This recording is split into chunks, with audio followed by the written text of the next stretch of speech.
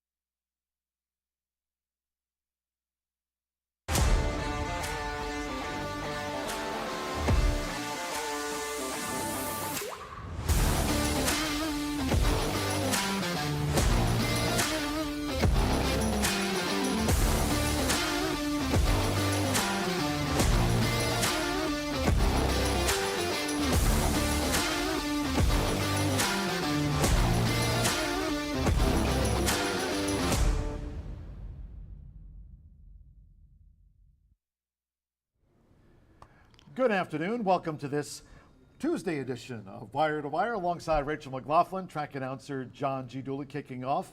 We're in the midst of our four-day race week, Monday through Thursday now for the most part this month, and today the opener at 2:30. A good day to be a fan of Horseshoe Indianapolis. Not a good day to be a fan of the New York Jets. Yeah, I didn't see the game last night, but you and Brian were just talking about it. It sounded like, was it a blowout? Achilles. Well, Aaron Rodgers out for the year. He is? I didn't see that yet. Yeah. Oh my gosh, are you serious? Dang, I should have watched that game. I knew I should have. When did it happen? Did it happen at the very beginning of the game? Did it really? Listen to me. I'm like, hold on, guys. Tell me what happened last night. Well, I'll tell you this. Yesterday's early pick 5 returned over $27,000 for our racing fans. And again, today we've got 9 races. 8 thoroughbred races will close with a quarter horse maiden at 300 yards. But for our racing fans, we are fast and firm, and it's definitely been an interesting start to the NFL season. And we bring up, of course, all sports here on the show. After all, we do have right here the Caesars Sports Book. So fans at Horseshoe Indianapolis, download the Casino app. 24/7. Yeah, so whether it's betting on Indy cars, as the case with me and the Indy 500, or the NFL, you can do it all here. I think ever since last year when I made him download the app, he's resented me a little bit. He's like, gosh, Rachel, you got me hooked on this app. We have the Racebook app and the Sportsbook app, so please download it. But yeah, today, you know, it was raining in my house. I live north of here, and it was raining a little bit, and I was a little nervous, but it doesn't look like we got any here. Turf is firm, track is fast. The rail is now at 12 feet, and it is another beautiful day. And by the way, despite the loss of Aaron Rodgers, the Jets still won that game on Monday Night Football. That's nice. With that said, today, weather-wise, the official forecast, let's check in. Todd Clausen, WRTV6. TK, how are things with you? From Indy's streaming news leader, this is a WRTV update. Well, John and Rachel, we've been dealing with some spotty showers, as you know, off and on here throughout the course of the day. And as we go into the afternoon in the racing, it's not out of the question there could be an additional stray shower, but anything would be pretty light, and I don't really think it would hamper any of the track conditions. So that's the good news. It'd be more of an inconvenience. But again, it's just a stray shower. For the most part, the trend should be for clearing skies throughout the afternoon hours. Once we get past today, though, a beautiful stretch of weather for the races for the remainder of the week and into the weekend. Lots of sunshine and comfortable temperatures that'll be in the 70s. All right, Todd Clausen from WRTV6. Cheers the official race day forecast. As noted today, main track fast turf course firm. Rail set at 12 feet. That was the case as we kicked off this 4-day race week with a 9-race program. Yesterday, 9 on tap here today. And as I noted, 8 thoroughbred races, and we'll close with that quarter horse maiden, Rachel, over the 300 yards. Brian Aragoni, well, B can't join us here today on the pre-race show, but with that said, it's been a great month for Brian. He has. I've had a horrible month, and he's had a great month. 16 winners. Good for him. Aragoni. He's had 16 winners. That's in 5 days of racing. He also has had a winning pick 5 ticket for $341. So definitely look at B's tip sheet, but throw mine away. We're not going to do that. Just trash that thing. Well, you could use it for the picture. That's pretty much all it's been good for the last week. And it is a great photo.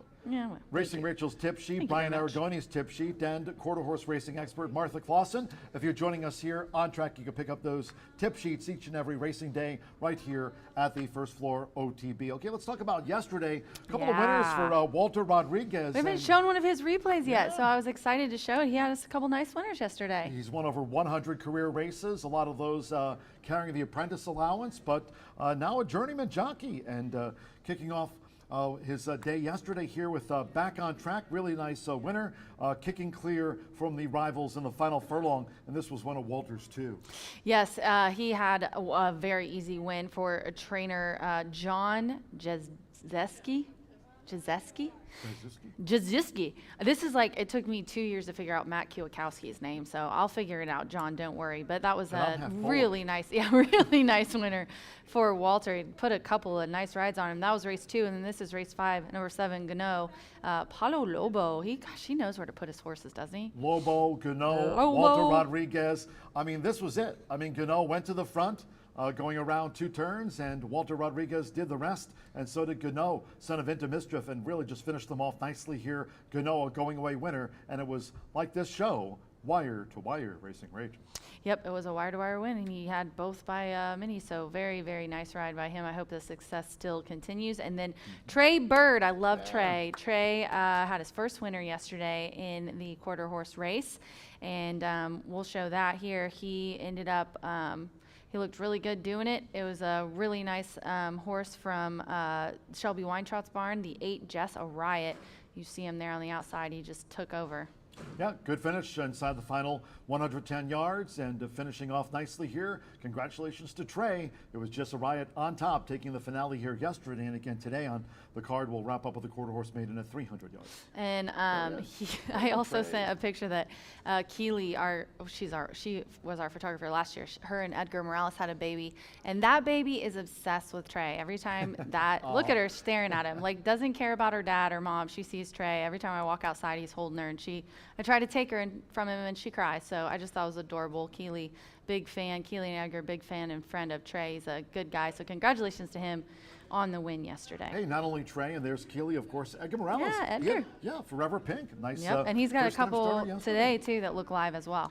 By any other name, X, Twitter, it is hashtag Twitter Tuesday. 6th race today, a field of 10 maidens, and the 10-race maiden. He started 10 times. Sir Ronaldo, that's the morning line favorite, with Fernando de la Cruz having another terrific meet here. Fernando de la Cruz, the second all-time leading jockey here in history, in back of only Rodney Prescott, who has more wins than Fernando de la Cruz.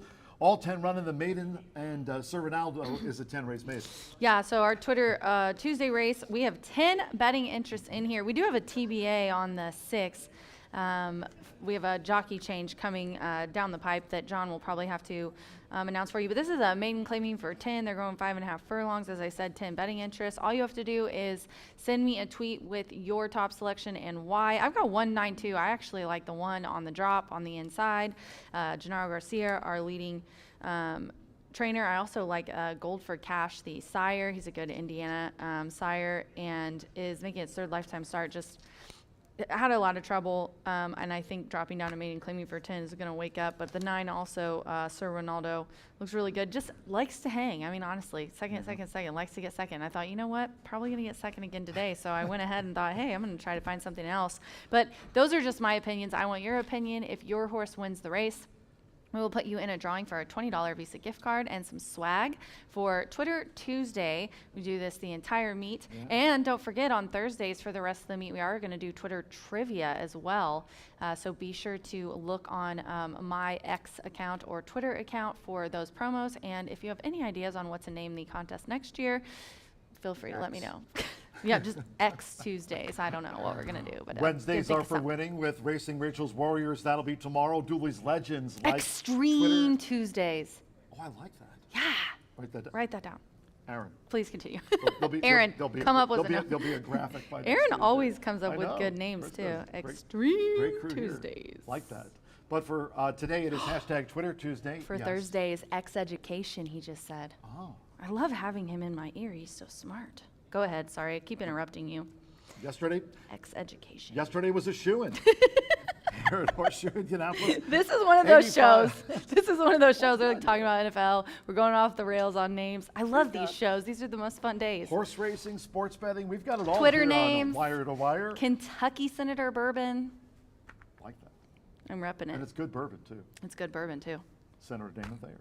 Tony Fannin, by the way, congratulations to Tony. Yeah. 85 players yesterday. It was a $10,000 shoe-in. And Tony Fannin picked up the top prize yesterday to start off the race week here at Horseshoe Indianapolis for this contest with yesterday's shoe-in. And points will be cumulative from week to week toward the final there on November 13th. And again, you mentioned the final hashtag Twitter Tuesday pretty much all the way through the season. And then the final Dooley's Legends on the 17th as we get to that week, and that'll wrap up the meet. Yeah, so we have some good, everybody likes, I think, the Racing Rachel contest because, it has the big final. And I think that's also going to be really cool about the shoe-in contest. There's a final, for Dooley. So this one has a $2,000 final on November 13th.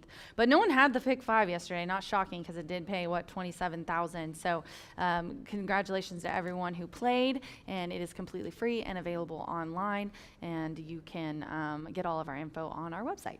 Yeah, and it's great because we have those contests that are available for our on-track players and online. For example, on Thursday, Dooley's Legends, you can play, of course, whether you're joining us here. Entry blanks at First Floor OTB for your chance at a $100 top prize. There's also, you can play online for Thursday's Dooley's Legends at horseshoeindycontest@gmail.com. So a lot of different ways. Just this reminder, and again, as we mentioned, contest-wise, Dooley's Legend, I won't be here, but the contest still will be on closing week. Hey, we can run it without you, baby. You're just the name in the face. Brian Aragoni will quarterback.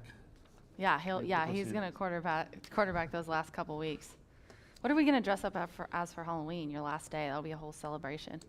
Let's do Sonny and Cher this year. I'm in for that. You in for that? Okay. All right, cool. Halloween. Mark it down. Decided. We'll be here. Looking forward to next month, too, with Indiana Champions Day coming up. I love They were listening to us in the elevator coming down here. I always get that. I get that or principal. By the way, talking about our racing schedule, Monday through Thursday, pretty much for the most part this month. We've still got some big days coming up. We do. About, Indiana Champions Day coming up next month, and of course the Pink Out. So there'll be some Saturday cards, but for the most part, it's Monday through Thursday. Post time today, 2:30, and then you got those cards on Wednesdays and Thursdays going at 2:10 p.m. Eastern. Yeah, and we have a couple of sales coming up in the next month, and actually, iToba just tweeted their live sale. The catalog for the live yearling sale is available now. You can go to itoba.com/fall-sale. Find it online. It's easy to find. Fall sale is what it's under, and you can download all of the horses that are going to be available in that sale. We have the QHRAI sale that's coming up this month, and then next month we have the iToba sale. It is open to the public and will be on the back side. That's all. Do you have any breeding books as the track librarian? I do. Some research. I have all the books. I'm the librarian. I have all the books. If you need them, come get them. I'm kidding. I have none. Cheers to our great sponsors in 2023, talking about, of course, Tequila Herradura Corbel, that for Brown-Forman, also Breed Development, and cheers to our friends from High Bar Real Estate. They're ready to champion you, Brian, in all things real estate, and is looking for champions to join the team. You can check them out. We don't want Brian to join the team, but if Brian is ready to pick up some real estate. I got blamed for the shade we threw him yesterday, but you were the one that said he was asleep. Who? Brian Aragoni. Oh, you're talking about our own Brian? Robledo. Look, we know B is asleep. See, it's not me. HighBarRealEstate.com, Facebook, Instagram, or call 317-512-3767. High Bar Real Estate. If you'd like to reach out to us on social media, if you still call it Twitter, that's fine with me and Rachel, or X at us. Call it whatever you want. At John G. Dooley. Racing Rachel, she's taking care of hashtag Twitter Tuesday, or next year it'll be Extreme Tuesdays. Let's see what track steals that first. At Racing Rachel M. Yeah, let's stop saying at IG at Racing Rachel M. Yeah. Martha Clausen, our quarter horse racing expert, she'll be along later today for the quarter horse maiden there at 300 yards, the final QH dash of the day. And Brian Aragoni, we hear he's in a meeting. You can exit B at Mr. B Analyst. Trackwise. Meeting, quote unquote. Trackwise, this is important because it is hashtag Twitter Tuesday, and there's cash up for grabs on race 6 with no scratches. Standing by for a jockey change for Tanny Como. Malcolm Franklin said no thanks. At HS Indy Racing, on IG at Horseshoe Indy. YouTube, I talked about this yesterday. Horseshoe Indianapolis Racing. Subscribe to the YouTube channel. You can go back. You can rewatch this broadcast just to make sure that you heard what Rachel said. No, we're not saying it anymore. We're hiding it. We need to stop sharing our secrets. We are 25 minutes away from the first of the day. Again, fast and firm here. Really, we're going to enjoy today's racing program, especially after that. We had a couple of nice pick 5 pays here yesterday. We'll see what today has in store for us, money-wise, handicapping-wise. But again, daily, the early pick 5 kicks off with the opener. Today, that's at 2:30. And just reminding handicappers, yesterday's 50-cent early pick 5, we had the low 11.99% takeout. 27,000. $293.55 was that early pick 5 pay yesterday, and part of that, I mean, Lily Gonzalez just lit up the board. I called it, didn't I, when I talked about it, because it was just maiden after maiden after maiden. They were all head scratchers, and today there's a little bit of everything, though. There's an allowance, there's some claiming, so I think the sequence is challenging, but not as challenging as it was yesterday.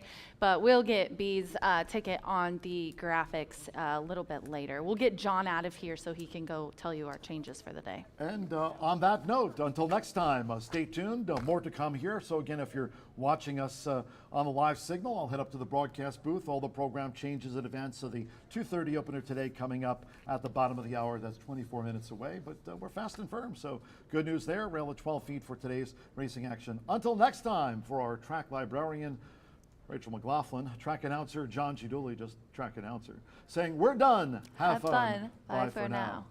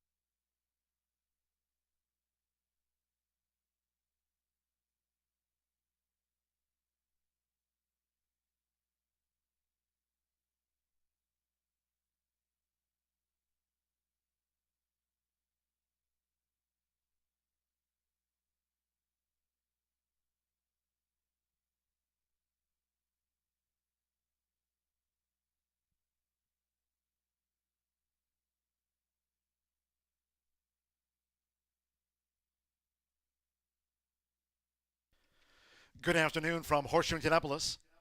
Hello now from the broadcast booth. Track announcer John G. Dooley, great to have you with us. 9 races on tap under cloudy skies, low 70s.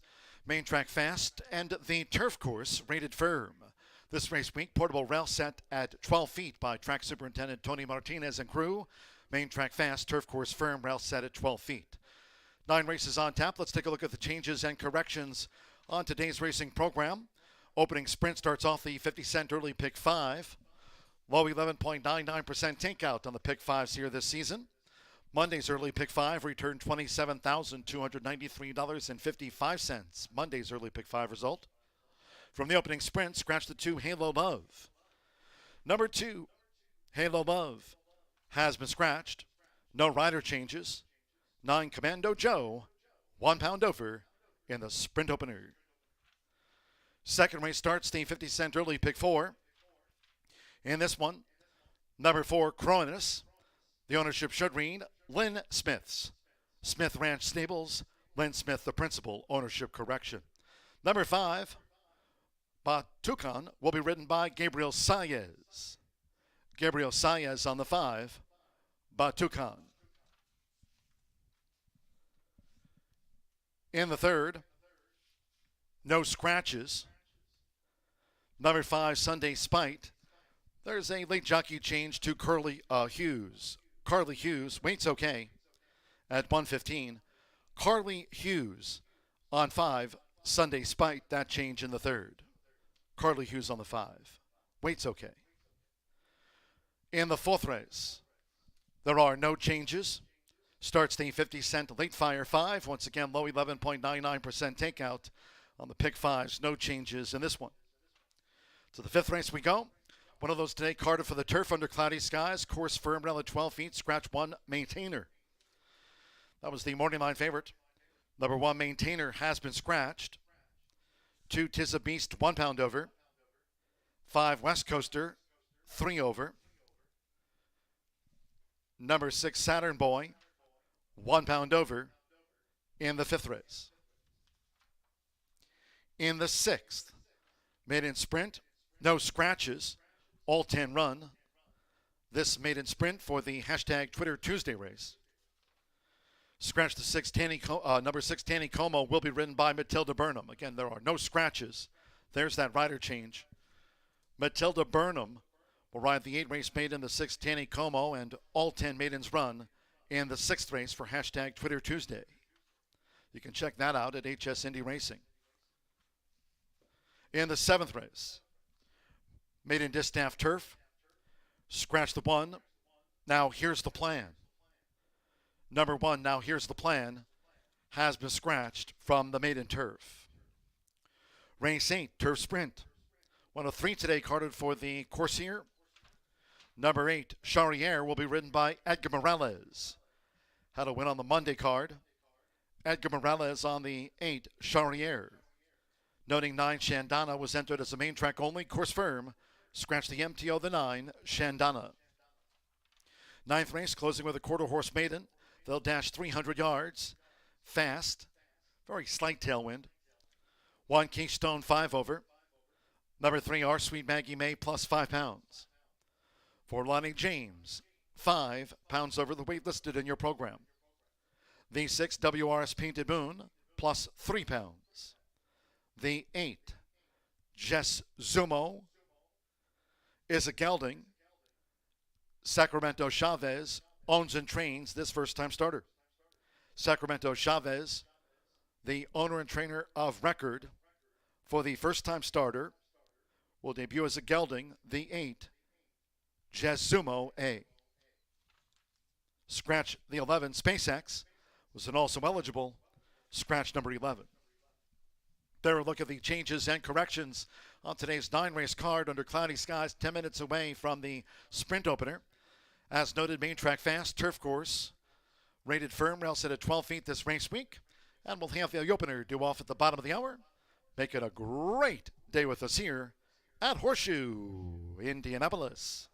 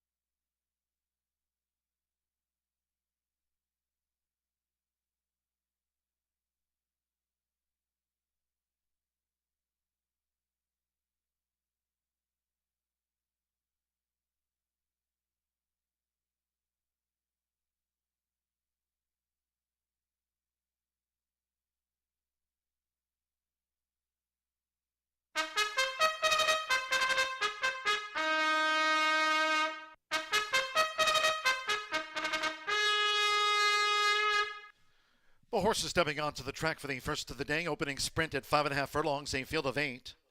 Scratch 2, Halo Love. Number 2, Halo Love, has been scratched.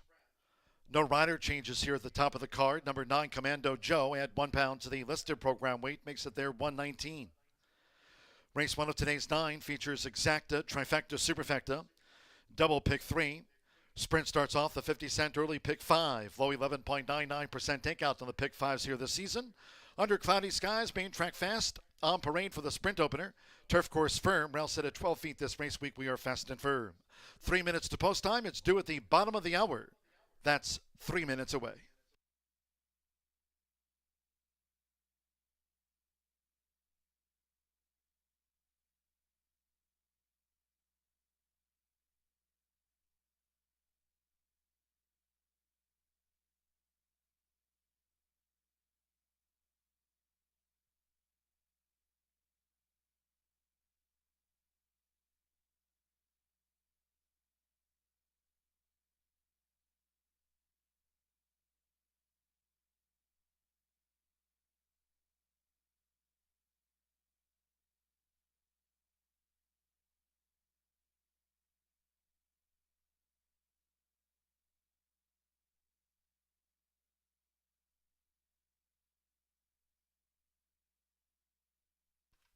Two minutes to post time. 2 minutes.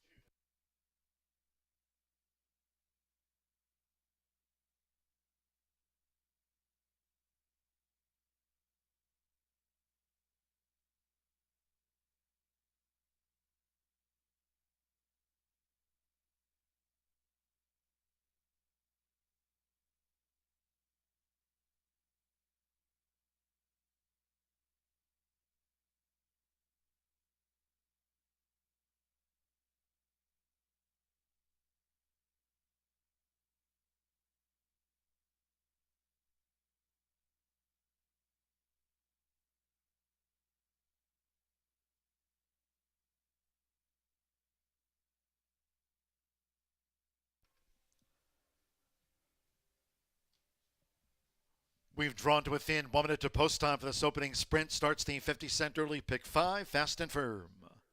You now have 1 minute.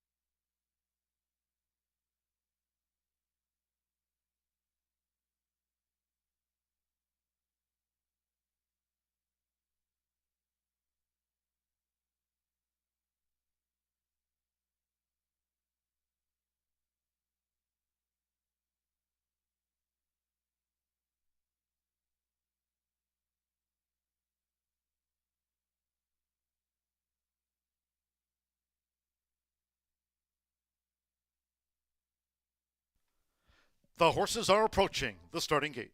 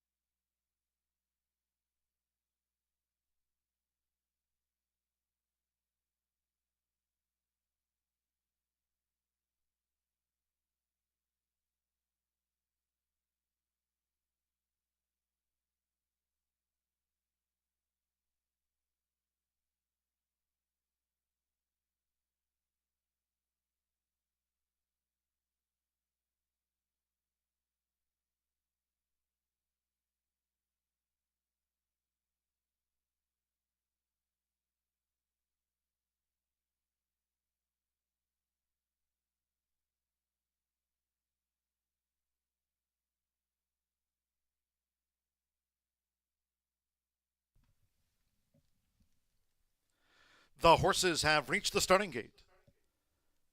It is now post time.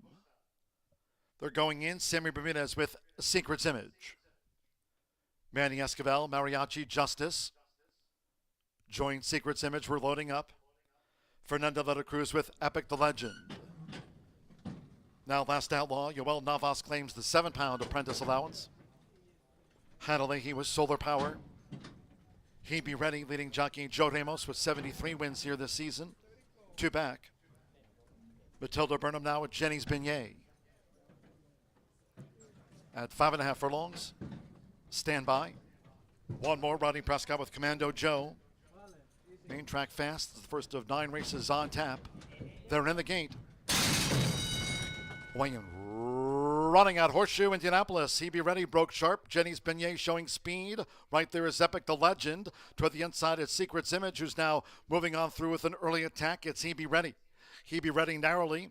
Right there is Epic the Legend. Secret's Image. Jenny's Beignet. These 4 lead the way as they dash past the half mile. Commando Joe is fanned wide. Then toward the inside is Solar Power, who's some 5 lengths off these leaders, well grouped as they rock and roll the 3 furlongs from home.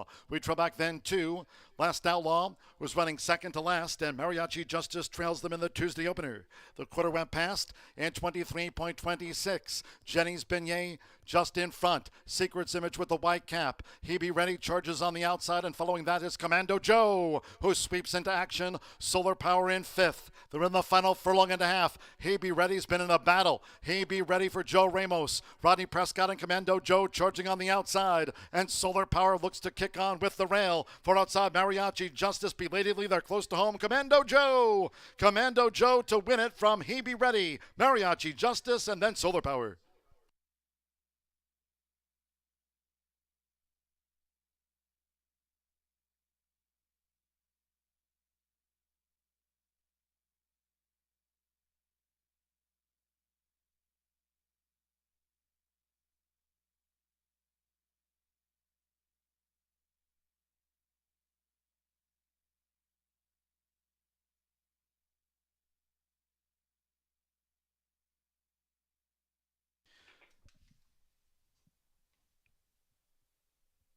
Nine, 8, and then a show photo. There'll be an inquiry into the stretch run as Secret's Image took up sharply with the rail in the final furlong. There'll be an inquiry into the stretch run of the opening sprint. 9-8-6-4. First number 9, Commando Joe at 7-1. 8, He Be Ready at 5-2 was second. Number 6, Mariachi Justice. 3-1 comes from last into third. 4, Solar Power. 7-2 fourth. Inquiry concerns the stretch run, concentrating on 5, Jenny's Beignet, and unplaced 1, Secret's Image. It's 9-8-6-4. Hold all tickets until official inquiry into the stretch. 105.69. All-time winningest jockey here, Rodney Prescott, takes out the State Bred Sprint for Randy Matthews. Commando Joe at 7-1.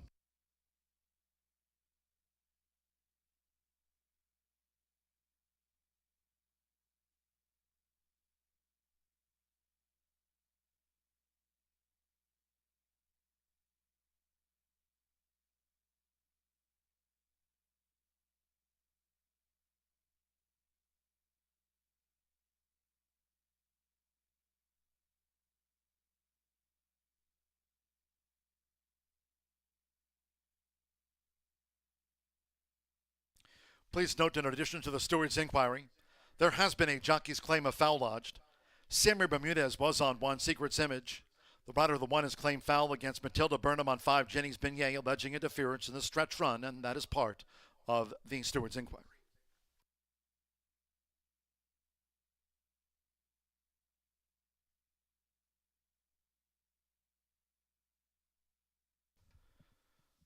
While it's unofficial, returning to the high bar real estate winner's circle is the 9, Commando Joe with Rodney Prescott. Commando Joe, 3-year-old big gelding by Greeley's Conquest. At a Cactus Joe by Cactus Ridge, bred here in Indiana by Mr. and Mrs. Randall Daniel Matthews and Mr. and Mrs. Charles Michael Farr. Randy Matthews trains for breeders Charles Farrell, William Reynolds. Randy Matthews trains and co-owns Commando Joe. Takes out the state bred sprint at 7-1 odds. Inquiry into the stretch run and stewards also talking about that jockey's objection, hold all.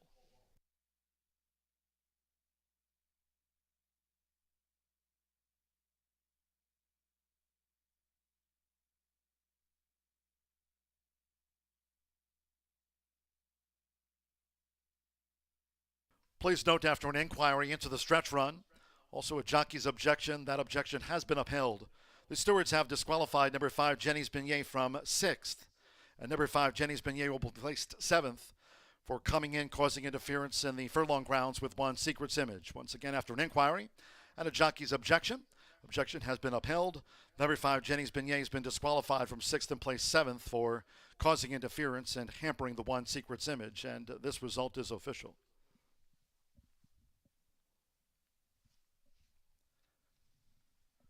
The 9/8 exacta paid $70.80. 50-cent trifecta, 9/8/6, $69.55.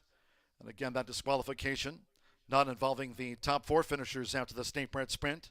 Solar Power 4th, 10-cent superfecta, 9/8/64, paid $44.19. 8 ran, 105.69 on a fast track. Second race, there are no scratches. Number 5, Batukan, the jockey Gabriel Saez. Gabriel Saez will ride the 5, Batukan. Exacta trifecta superfecta, double pick 3 and start to the early pick 4, fast and firm. Post time for the second race in 24 minutes at 3:04 in all cases. Please do make your selections and Horseshoe Indianapolis wagers early. Thank you. Coming up in just a moment will be our first replay of the day. Hope you had a bet. Free of trouble on Commando Joe.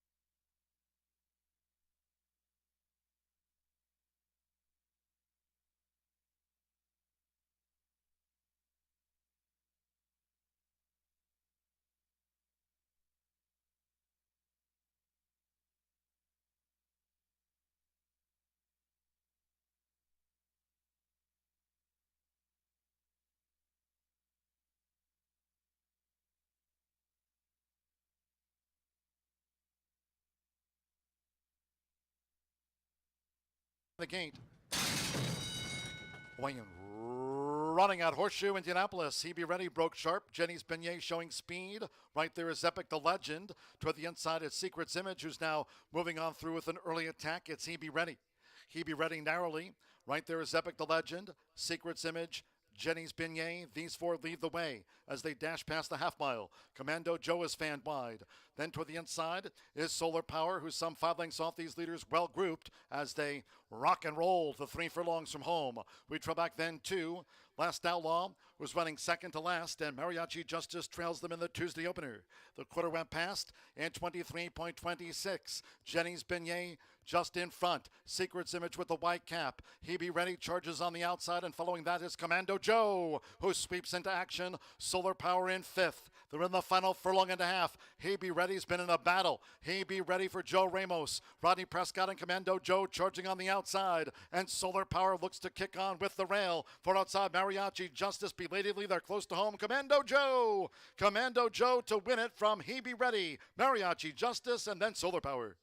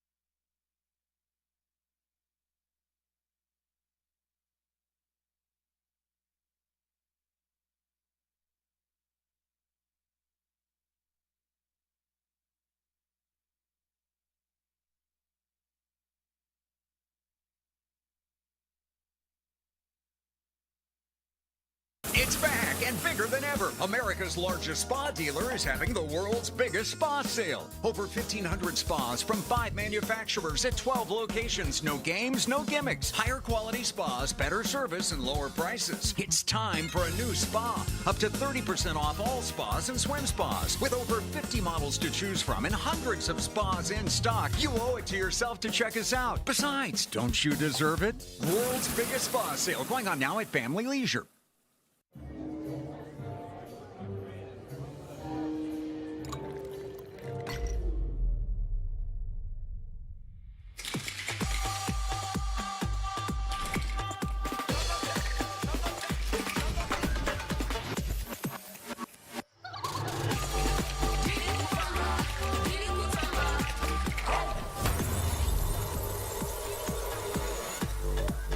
Tequila Herradura. Extraordinary awaits. With over 200 flavor notes, every sip of Woodford Reserve Bourbon is a spectacle for the senses.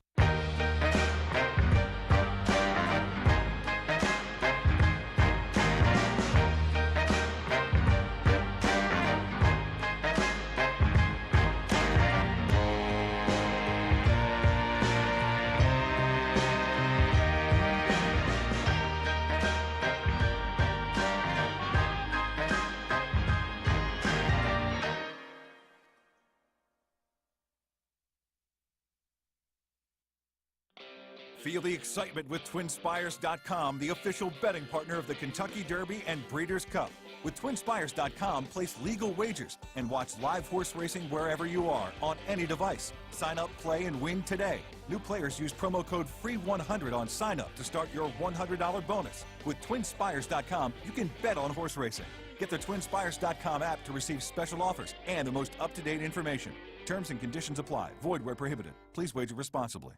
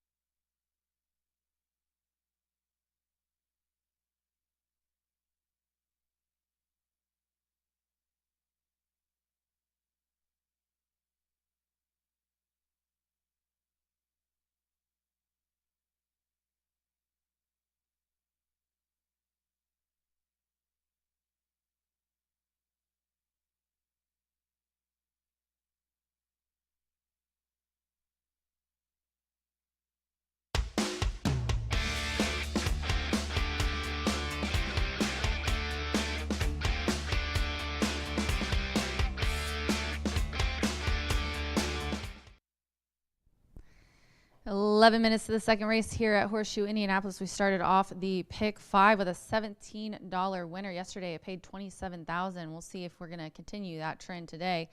Already started with the early pick 5. We've got the early pick 4 starting here, and we still have the late pick 5 to try to hit today. But I'm going to go in this claiming for 12-5, 5-2-3, a mile and a 16th on the dirt.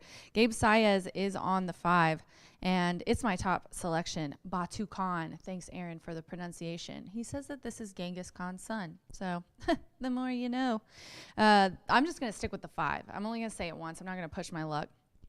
This gelding is dropping down in class. He was in it claiming for 16 over at Ellis, going a mile. He's going a mile and a 16th today. He has a couple of nice seconds at the distance, and he was second last time versus tougher.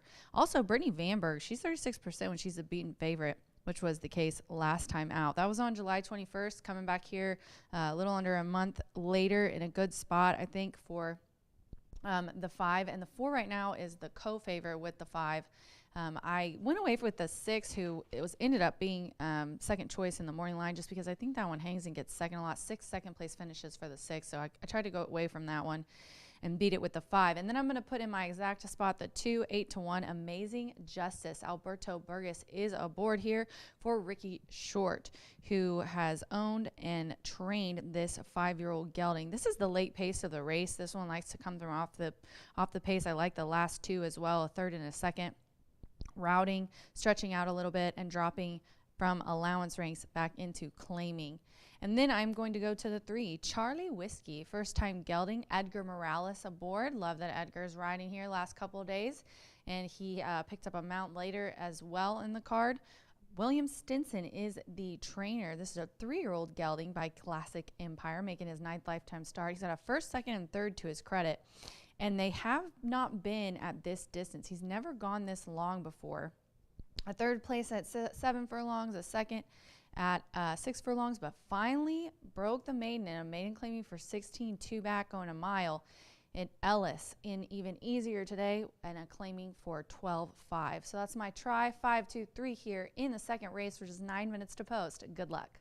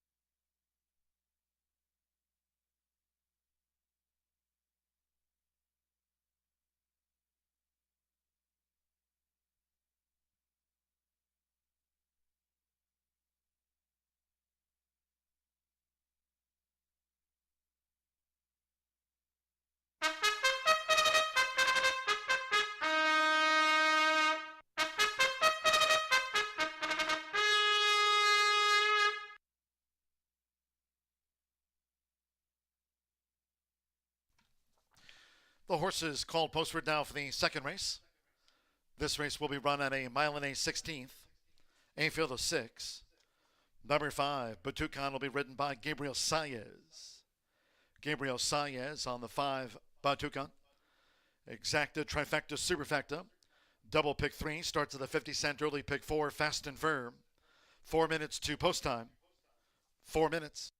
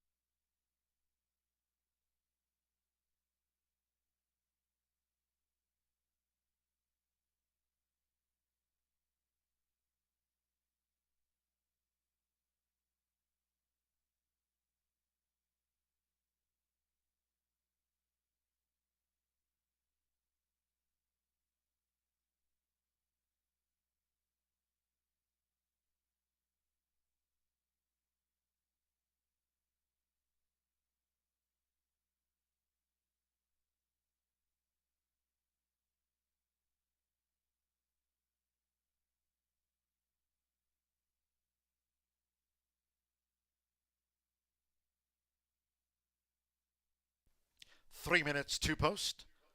3 minutes.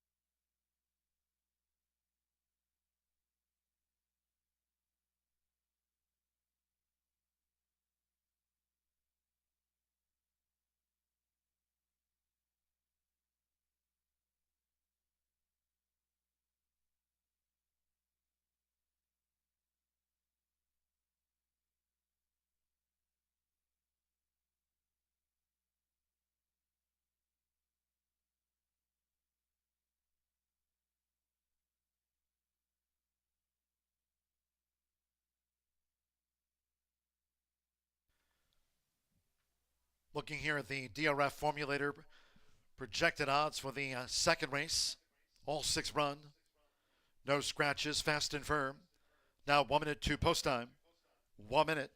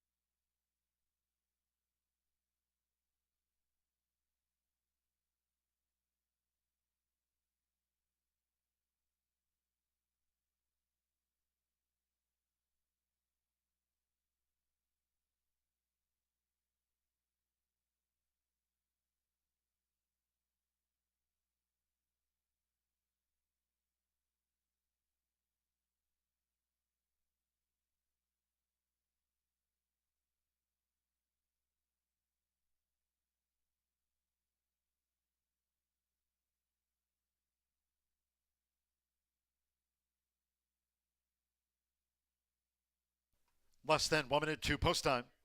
Starts at a 50-cent early pick 4. Less than 1 minute.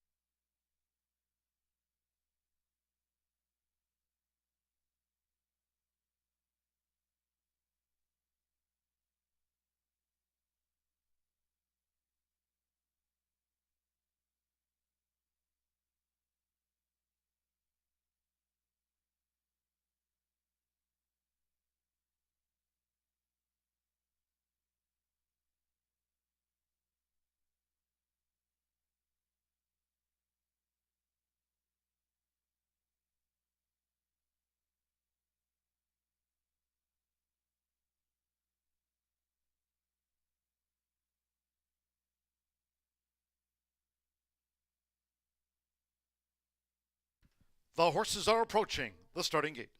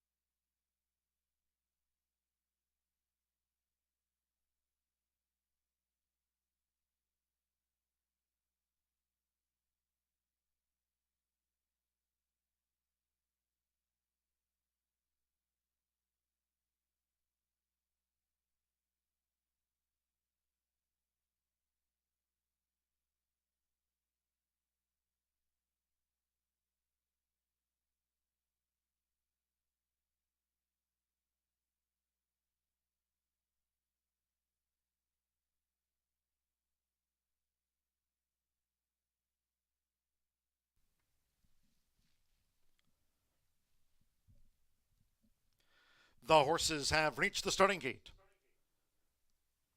It is now post time. Loading in front of starter Ray Kuick. Sailor's Chance, Rodney Prescott riding for the opening double. Alberto Burgos, Amazing Justice joins Sailor's Chance loading up. Edgar Morales with Charlie Whiskey.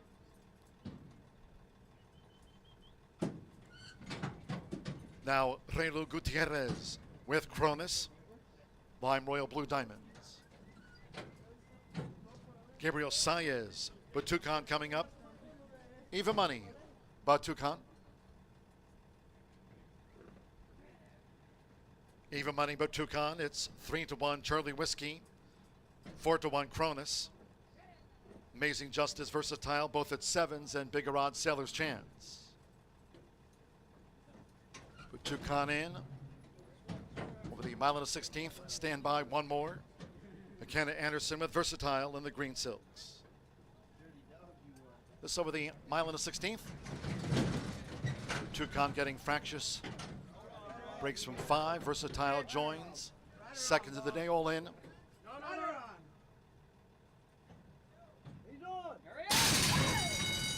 They're off. Amazing Justice. There's Charlie Whiskey, who's going out to the front. Versatile comes up in the green silks. They head toward the first turn with Edgar Morales. It's Charlie Whiskey to the early lead. Charlie Whiskey in front of Versatile, 7 furlongs to run. Amazing Justice goal with the black sleeves. Then on the outside is Batucan running in 4th. Cronus is next, and Sailor's Chance trails the Sextet as they go to the back of the track. Smooth sailing on the lead here for Charlie Whiskey.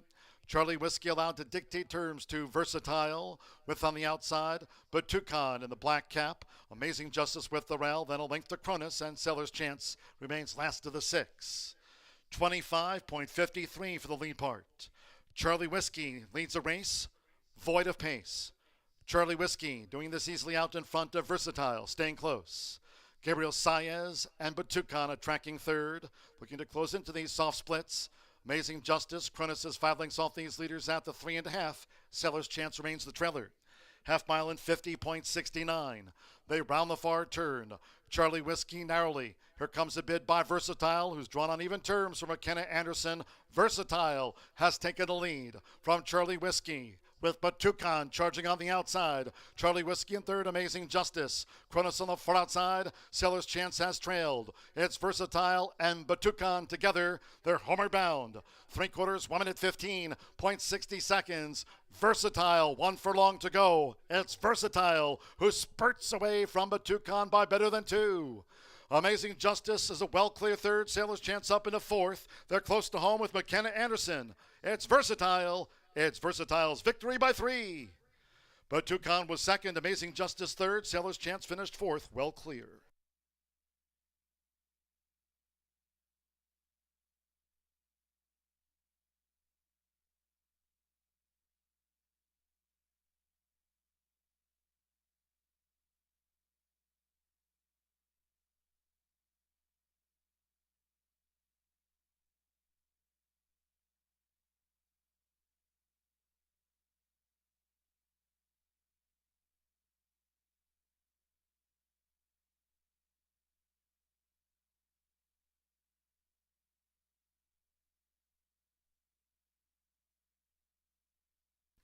$148.13, 6-5-2-1 the run order after race 2. First number 6, Versatile at 5-1. Number 5, Batucan at 6-5. The favorite was second to Versatile. 2, Amazing Justice, 6-1 third. Go with the black sleeves and 1, Sailor's Chance in the orange silks. Past those tired rivals under Rodney Prescott's hands. 6-5-2-1. Versatile, McKenna Anderson, Israel J. Garcia. 5-1 starts the pick 4.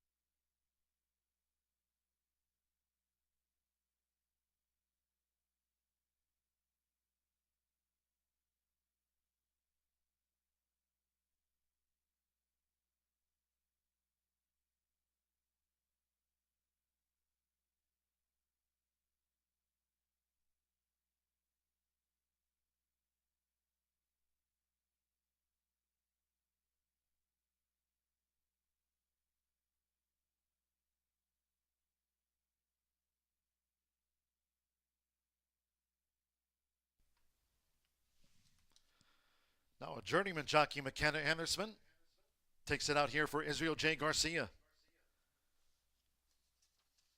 Race 2 official. Returning to the high bar real estate winner circle is the 6, Versatile with McKenna Anderson. Versatile is a 4-year-old big gelding by Violence. Out of Sunny Cove by Street Cry, bred in Kentucky by Whittam Thoroughbreds LLC. Versatile now campaigns for Israel J. Garcia, teaming with McKenna Anderson. Horseshoe Indianapolis congratulates the connections of Versatile. Paid 5-1.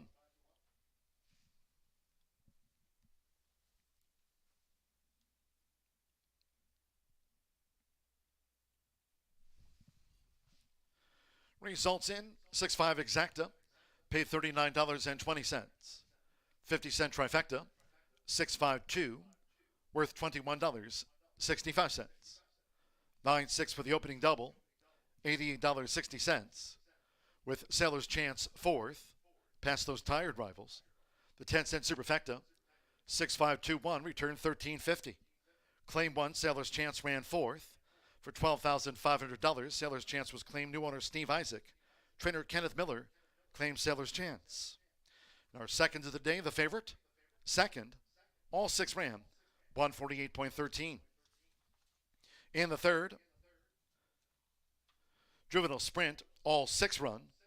Number 5, Sunday Spite, a jockey change to Carly Hughes. Waits okay. Carly Hughes on 5, Sunday Spite. Exacted trifecta superfecta, double pick 3. Post time in 21 minutes at 3:36.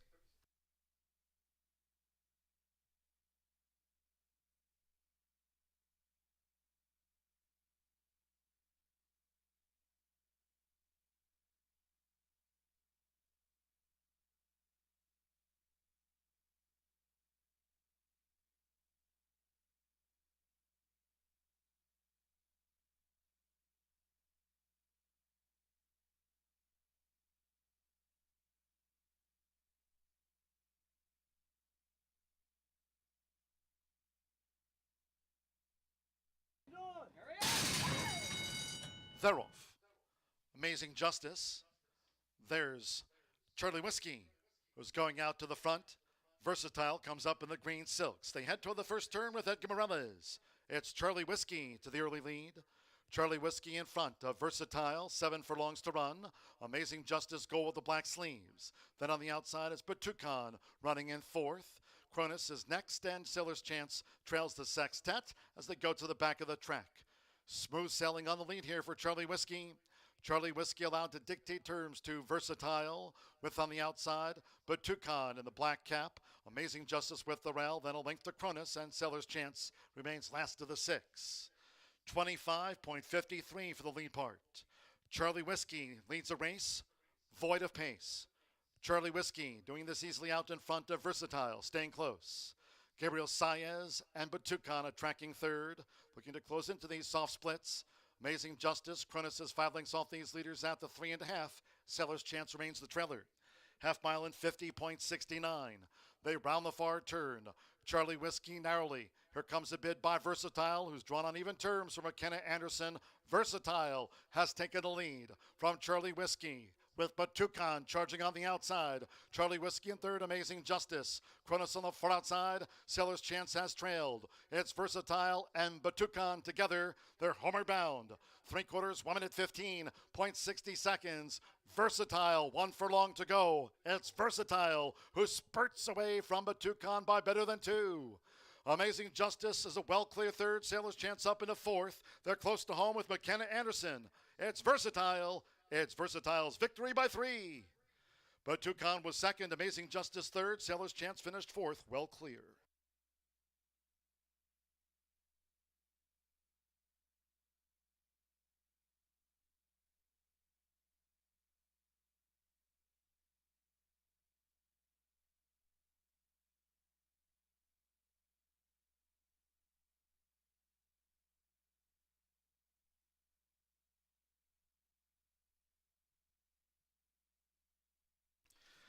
Ladies and gentlemen, for information in the 6th race, we have another jockey change to announce now for the 8 race made in the 6th, Tanny Como. Now make the jockey, this is in the 6th race, number 6, Tanny Como. That 8 race maiden will now be ridden by McKenna Anderson. Just won our seconds of the day with Versatile. In the 6th race, McKenna Anderson. With the win on the card, will ride number 6, Tanny Como, 6th race maiden sprint.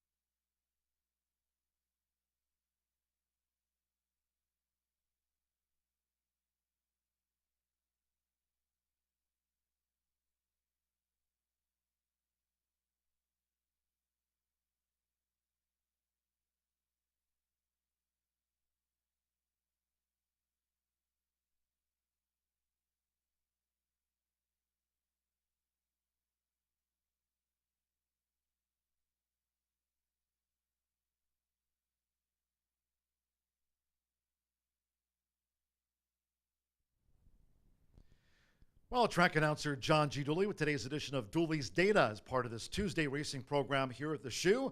Main track fast turf course firm. A couple already in the books. It was Commander Joe winning the opener. Randy Matthews teaming again with leading jockey, all-time leading jockey here, Rodney Prescott. They had a winner yesterday with Love Drunk on 9/11, and today with Commander Joe. And just a moment ago, Versatile, McKenna Anderson vying for the leading apprentice title here this season. Hannah Leahy also having a great meet when racing with that apprentice allowance. We'll see who'll be the leading jockeys at the end of the season. So jockey-wise, good time to talk about today's edition of Dooley's Data. Let's talk about some of the all-time winningest jockeys here and some facts and figures on today's Tuesday racing program. Jockey title-wise, well, 4 jockeys have won 3 riding titles at Horseshoe Indianapolis. They are Orlando Mejica riding on today's card, Leandro Goncalves, Rodney Prescott, he won the opener with Commando Joe, and still on the sidelines, Marcelino Pedrosa Jr. He's a 3-time champion here and rode 105 winners last season, while second best to Joe Ramos. Speaking of Joe Ramos leading the standings for the second year this year with 41 thoroughbred racing cards left. Don't forget, we wrap up the meet on November 17th that week. We'll close out the 2023 race meet 21st thoroughbred and quarter horse season here at Horseshoe Indianapolis. Also speaking of Joe, Ramos was also the leading apprentice jockey back in 2019, tying that year with Kendall Sterrett.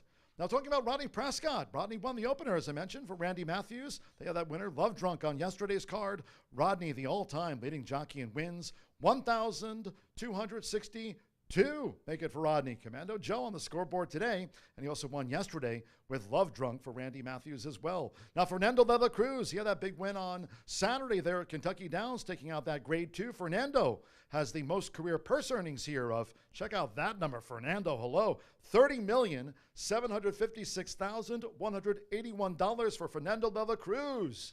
And also speaking of Fernando and Joe Ramos, well, they are the only jockeys this season over $2 million in earnings here for the 2023 race meet. Again, still a long way to go. Just a look at some Dooley's data and talking about some of the all-time leading jockeys here, thoroughbred-wise, at Horseshoe Indianapolis. Good luck with your wagers the rest of the way.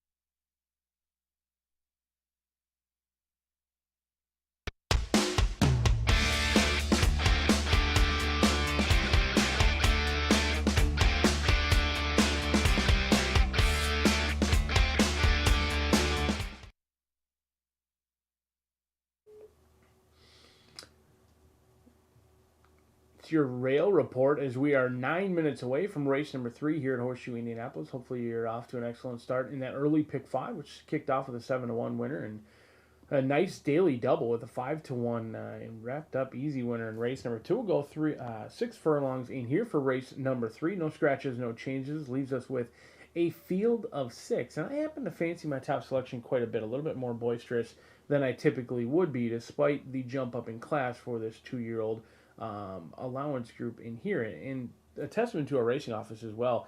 Not very often in a condition book do you have an opportunity to run non-winners of 2 for 2-year-olds. Usually after they break their maiden at 2, it's either stakes races or back on the shelf. So certainly appreciate running conditions like this one. Family Factor gets Machado in the saddle for Ben Colebrook down on the inside. I'm a little bit concerned about the rail draw. They drew the rail in their debut, and it was one of the most live 2-year-old races of the year, in my opinion. That was the race where American Rascal ran away and hid. And while this one finished 8th out of 9, did go off at 25-1 that day with a monster like American Rascal. Came back at the maiden claiming ranks, which is a little bit of a concern, but it wasn't like a giveaway by any means. A $40,000 claiming price went off at 5-1 and absolutely dominated that group at Ellis Park. They've gone on the shelf. They find a spot in here, and the workouts have been excellent. I've loved what I've seen over at Keeneland in the morning. I think Family Factor, strictly the horse to beat in here. I know it's a jump up in class. This horse broke the maiden at the claiming ranks, been laid off just a little bit, but I was impressed, and I've liked what I've seen recently in the morning. I think Family Factor is strictly the horse to beat, and currently taking action as well. 6-1 in the morning. Line currently 2-1 on the board, and likely to go off favorite if you're following those doubles and pick 3 projections. Number 2 is Bettering. I had kind of a love-hate relationship with the replay I watched for Rudy Brissett, Alex Achard. Certainly respect the connections, and they command respect. All they're doing is winning at measly 41% here at Horseshoe Indianapolis, and when they do win, even though they're winning half their races, their return on investment's over 3-1. Incredible what this jockey trainer combination's done. Now I know it's Belterra Park. I know the final time was tortoise-like in 107 and 2, but Bettering ran well, finished very nicely. It's a horse who I thought was going to finish off the ticket, was all in around the turn, didn't love what I saw, was kind of running in place, but then swallowed up the rest of this field. At the 8th pole, the horse wasn't on the screen, and then one going away. So I wasn't sure what to make of it. Like I said, kind of a love-hate relationship. Hated what I saw at the beginning, loved what I saw at the end, the final time. Make what you want of that, but it was fairly slow over at Belterra Park. There's no doubt about it that the class comes from 5-0 somewhere. Perez and Kenneth Spraggins in here as he owns and trains.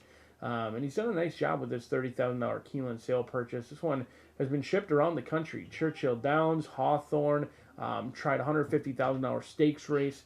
They were entered on the turf that day, so it is unique that they were entered on the turf in a $150,000 stakes race, and you would think that they would like to try and get back on the turf if that was their plan all along.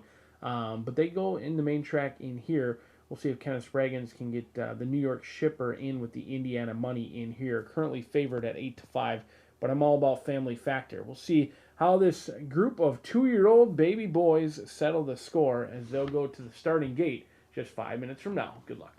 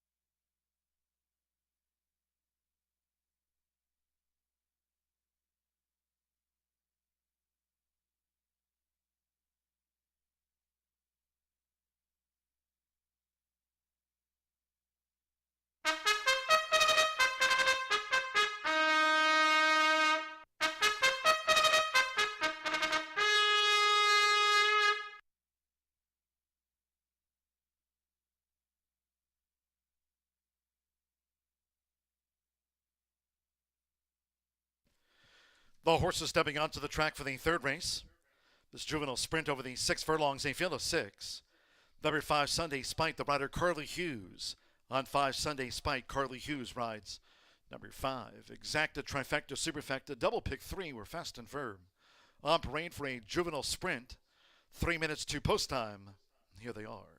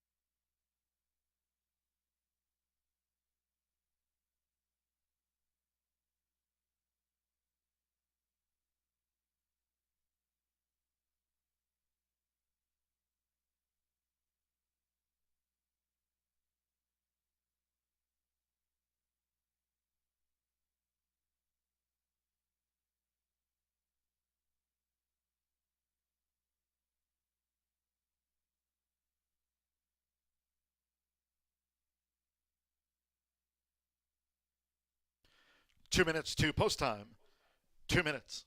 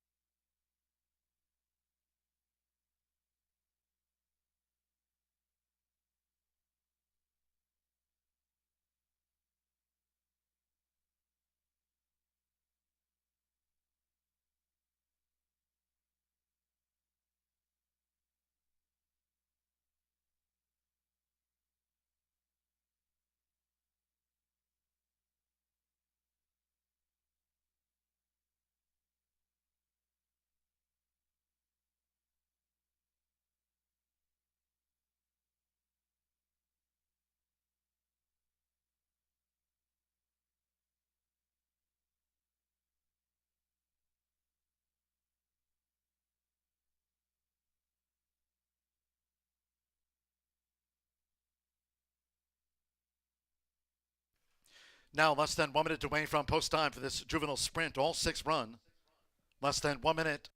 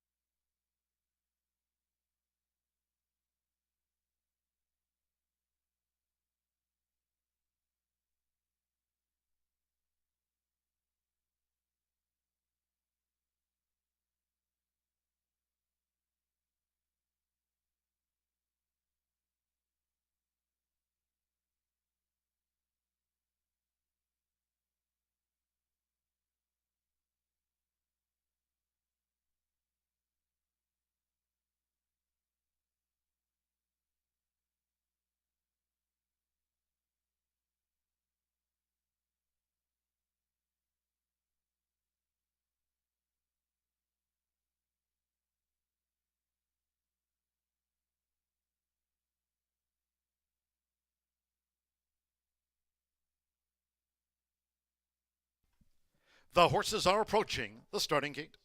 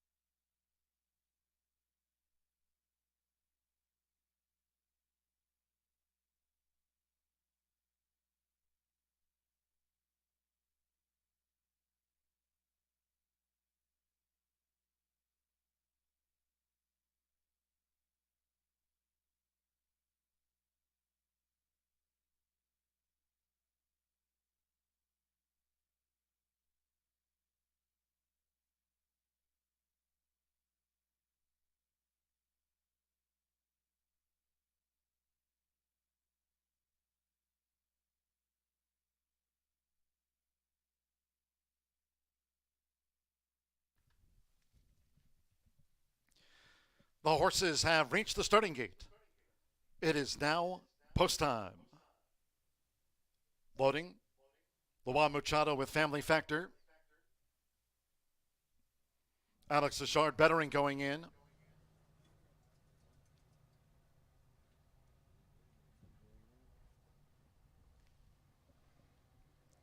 Family Factor even money favorite.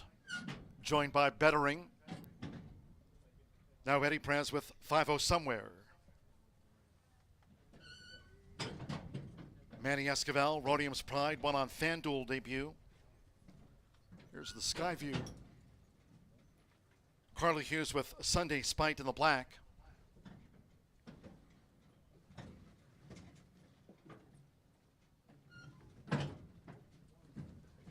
Over the 6 furlongs, one more. Rolando Aragon with Moonlight Joker. All in line.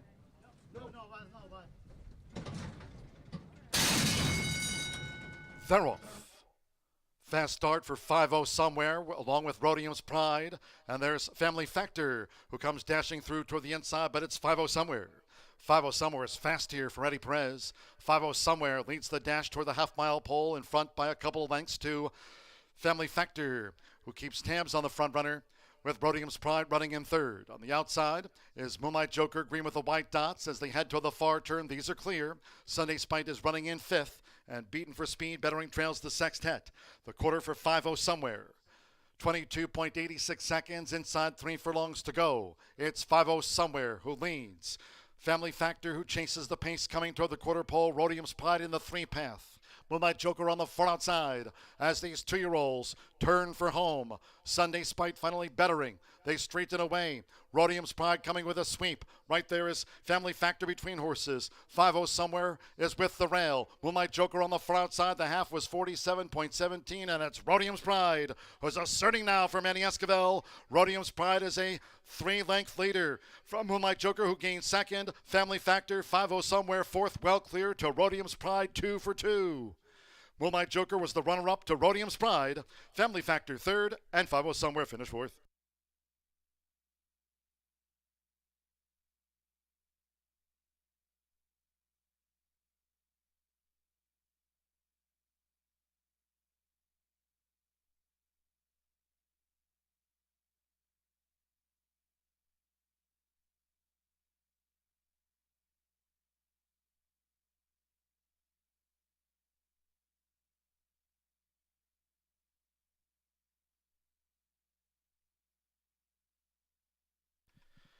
(113.47 seconds after the juvenile sprint. 113.47.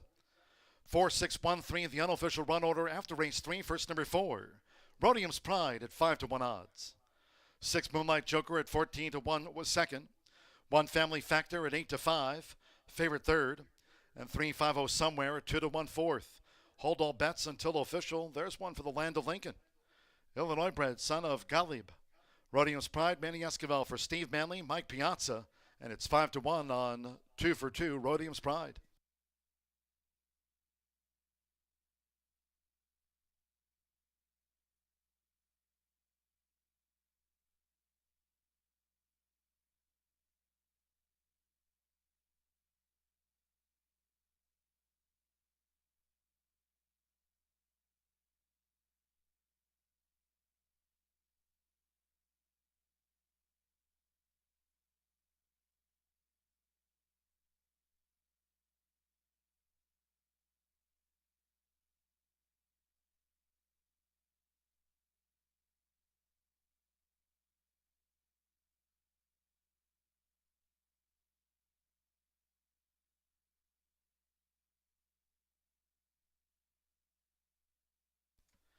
Returning to the High Bar Real Estate Winners Circle, the 4, Rhodium's Pride with Minnie Esquivel. Rhodium's Pride is a 2-year-old, a Gray Roan Gelding by Gallup, and a Rhodium by Flashy Bull. Bred in the land of Lincoln by Steve Manley, who owns in partnership with Mike Piazza. It's official. Horseshoe Indianapolis congratulates the winning connections of Rhodium's Pride.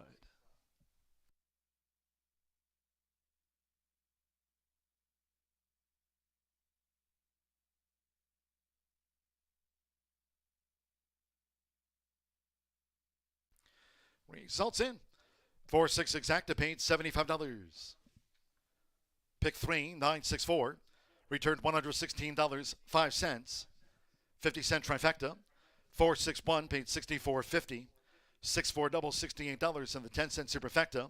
Returned $32.87. In the juvenile sprint, favorite, third, all 6 ran 113.47 seconds.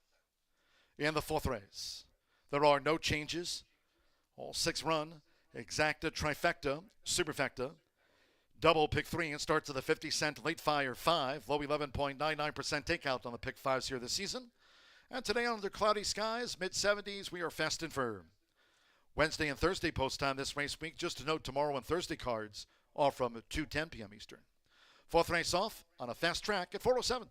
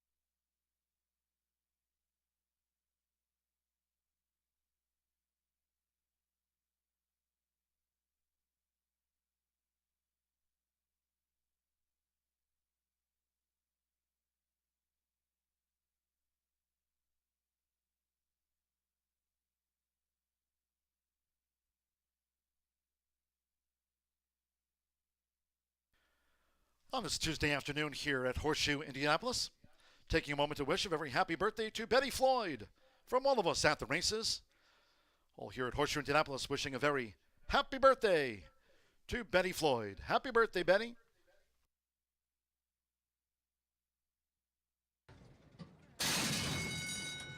They're off. Fast start for 5-0 somewhere, along with Rhodium's Pride. And there's Family Factor, who comes dashing through toward the inside, but it's 5-0 somewhere. 5-0 somewhere is fast here for Eddie Perez. 5-0 somewhere leads the dash toward the half-mile pole in front by a couple of lengths to Family Factor, who keeps tabs on the front runner, with Rhodium's Pride running in third. On the outside is Moonlight Joker, green with the white dots as they head toward the far turn. These are clear. Sunday Spite is running in fifth. And beaten for speed, Bettering trails the sextet. The quarter for 5-0 somewhere. 22.86 seconds, inside 3 furlongs to go. It's 5-0 somewhere who leads. Family Factor who chases the pace coming toward the quarter pole. Rhodium's Pride in the 3 path. Moonlight Joker on the far outside as these 2-year-olds turn for home. Sunday Spite finally Bettering. They straighten away. Rhodium's Pride coming with a sweep. Right there is Family Factor between horses. 5-0 somewhere is with the rail. Moonlight Joker on the far outside. The half was 47.17, and it's Rhodium's Pride who's asserting now for Manny Esquivel. Rhodium's Pride is a 3-length leader from Moonlight Joker, who gains second. Family Factor 5-0 somewhere fourth, well clear to Rhodium's Pride 2 for 2. Moonlight Joker was the runner-up to Rhodium's Pride. Family Factor third, and 5-0 somewhere.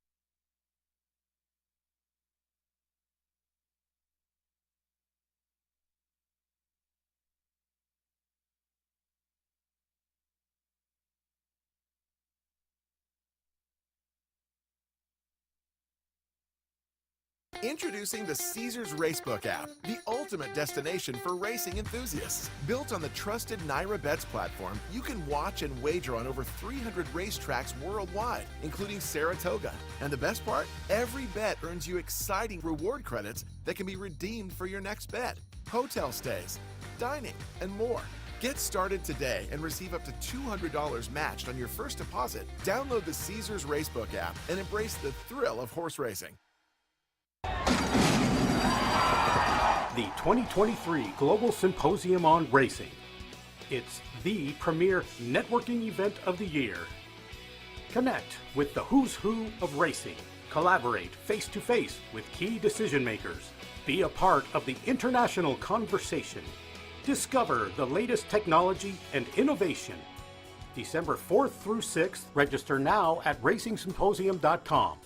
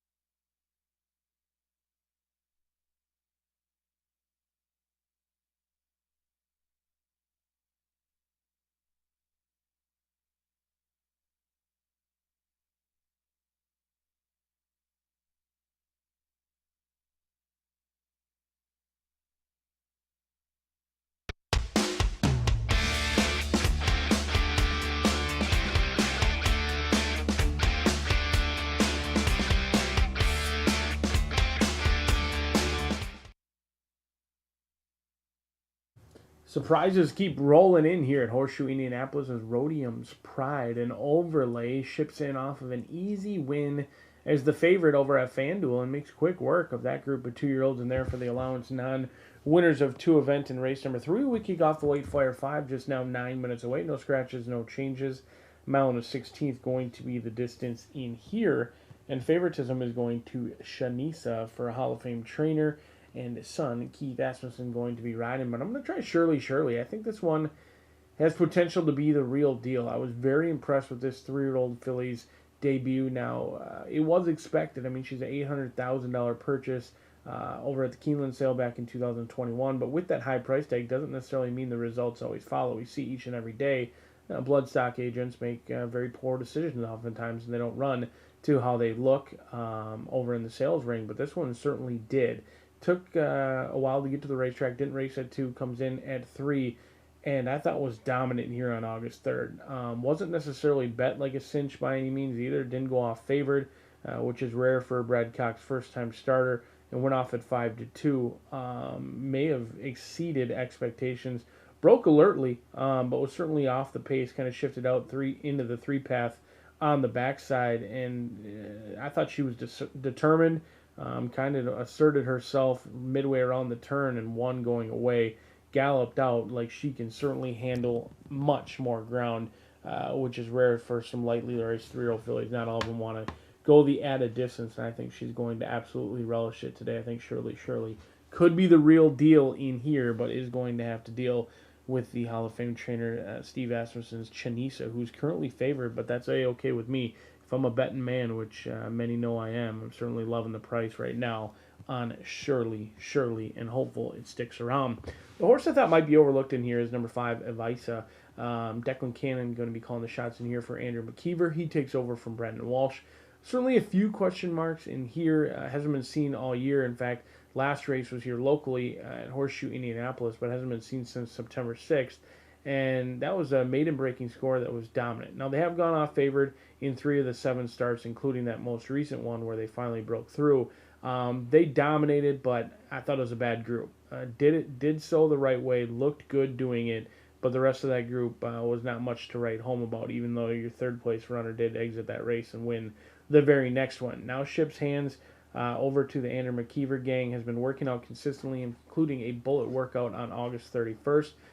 Could be overlooked right now at 9-1 on the board. But take a look at our late Fire 5. We're going to single, put our money where our mouth is. I'm a big believer in Shirley. 2 singles in the late Fire 5. Once we get on the turf course, you got to spread out. Races 5 looks wide open, and so does race number 8 as well. It's a challenging pick 5 sequence because there is some competitive turf action coming at you next.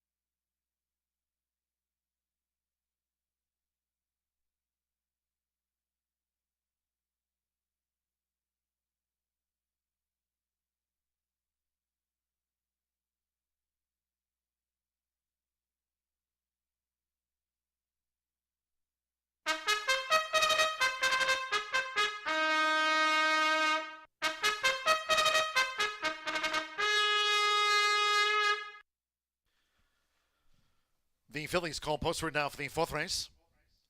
This race over the mile and a 16th. Infield of 6. No program changes. All 6 run. Exacta, trifecta, superfecta. Double pick 3. Starts at the 50-cent late Fire 5. Low 11.99% takeout on the pick 5s here this season, as we've noted. Fast and firm for our turf races. There's 3 of them. On the turf course, portable route set at 12 feet this race week. We are fast and firm. No changes here. Fillies on parade with 4 minutes to post time.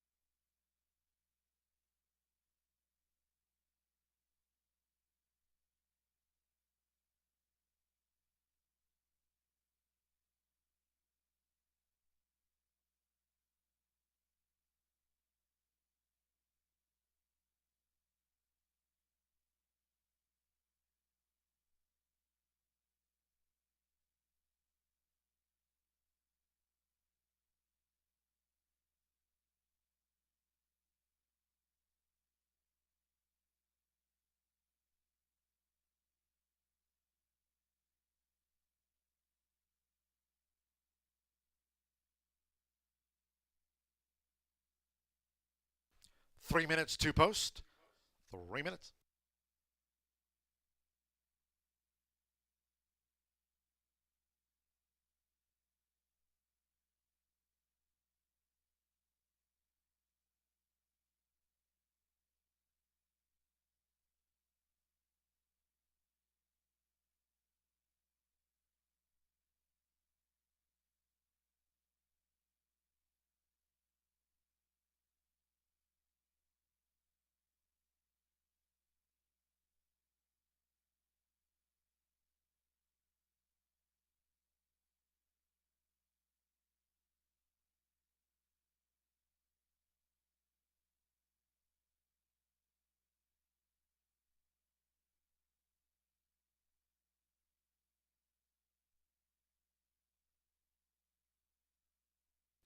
Two minutes to post time. 2 minutes.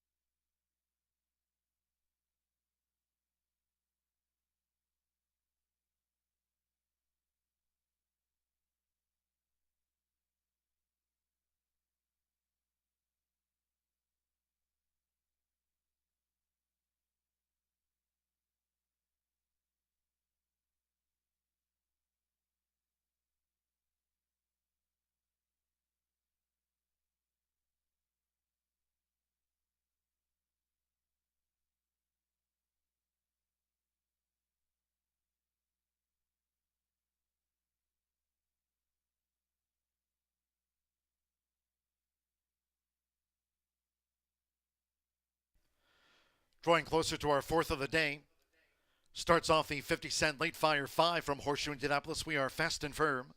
Less than 1 minute to post time. Less than 1 minute.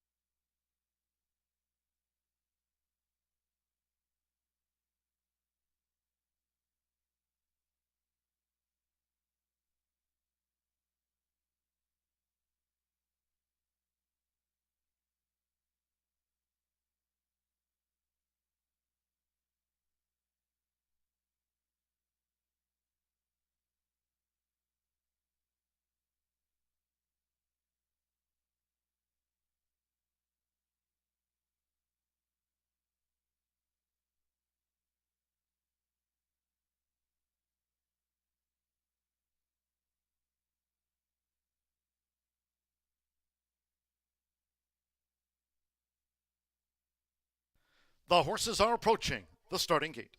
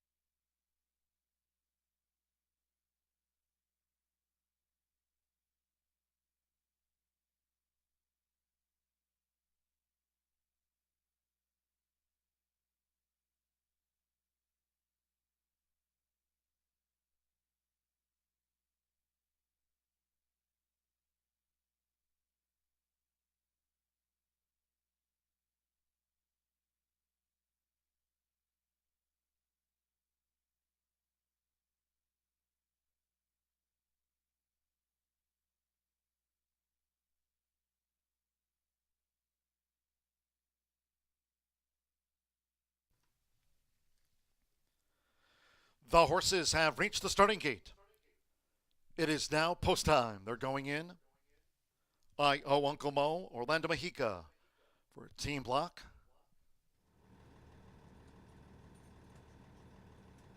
I.O. Uncle Mo given a 10-1 chance.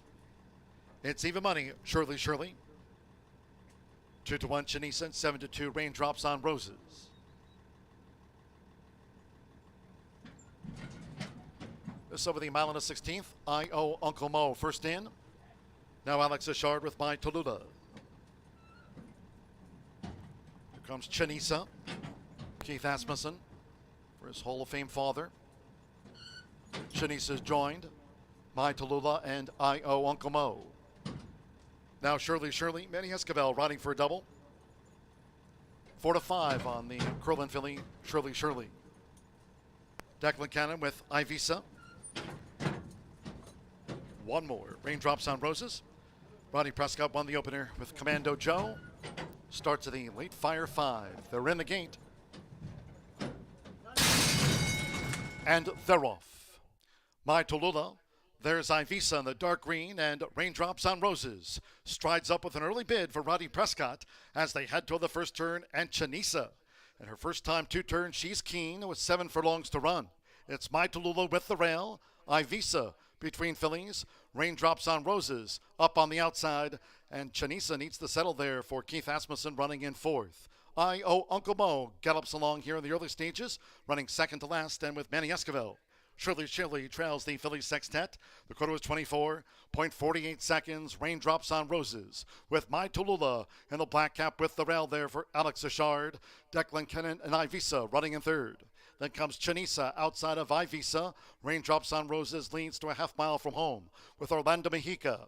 I.O. Uncle Mo is 4 lengths off these leaders. They're well grouped. Shirley trails 7 lengths from leaders to last. Raindrops on Roses narrowly takes them through a half mile. In 49.31 seconds, they round the far turn. It's Raindrops on Roses to track down with Ivisa starting a bid. Chinisa on the outside is now 3rd. Following her is Shirley Shirley, who's picking up. Shirley Shirley has the purple cap and is on the move. Then comes My Tallulah, who vibe it has dropped back. And finally, I.O. Uncle Mo. These fillies coming past the quarter pole. Raindrops on Roses leads Ivisa. Chinisa, Shirley Shirley, My Tallulah, I.O. Uncle Mo. Raindrops on Roses spins them in. 3/4, 1 minute 14.74 seconds with Rodney Prescott. Raindrops on Roses looking to finish them off, and a 5-length leader. But now they're deep in the final furlong. Shirley Shirley is taken second from Ivisa. Well back Chinisa 4th. It's Raindrops on Roses, the daughter of Blame. Raindrops on Roses won by 4. Shirley Shirley was second. Ivisa 3rd. They finished in dribs and drabs,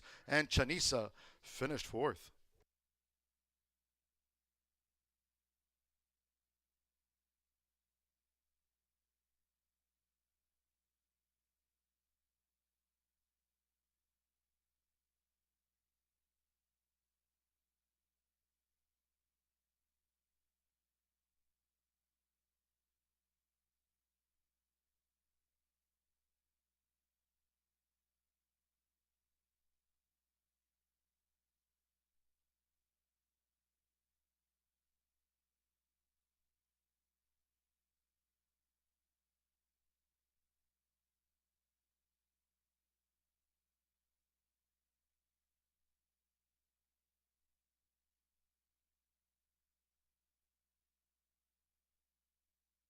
147.43, 6.45, and the 3 ran fourth, 6. Raindrops on Roses, 3-1 first. 4, Shirley, 3-5 favorite, could not reel. Raindrops on Roses in. 6-4, 5, Ivisa, 7-1 third, and 3, Chanisa, 9-2 fourth. 147.43 for those fillies. Raindrops on Roses, a couple on the card for Rodney Prescott. Here for Pat Huffman, the daughter of Blame. Raindrops on Roses at 3-1.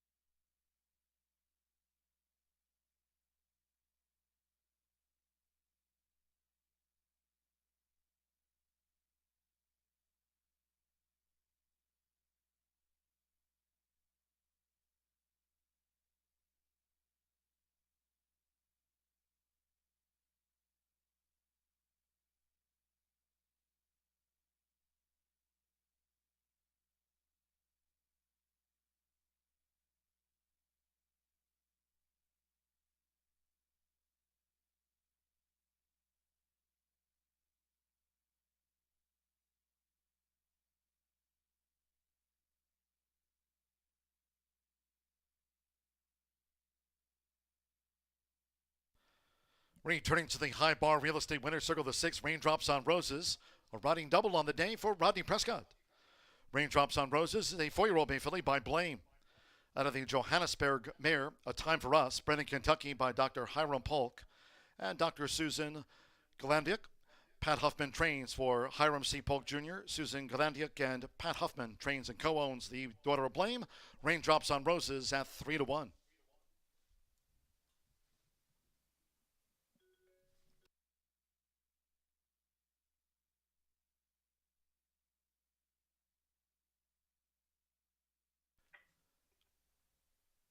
Noting after the running of race 4, 6-4-5-3. Raindrops on Roses has beaten home Shirley, Ivisa third, and Chanisa fourth. There is a tote delay. Just informed per the Horseshoe Indianapolis stewards, and they were informed. We're having a slight tote delay.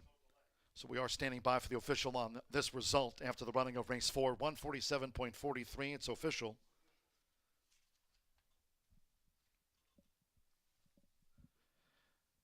That was just a very slight tote delay.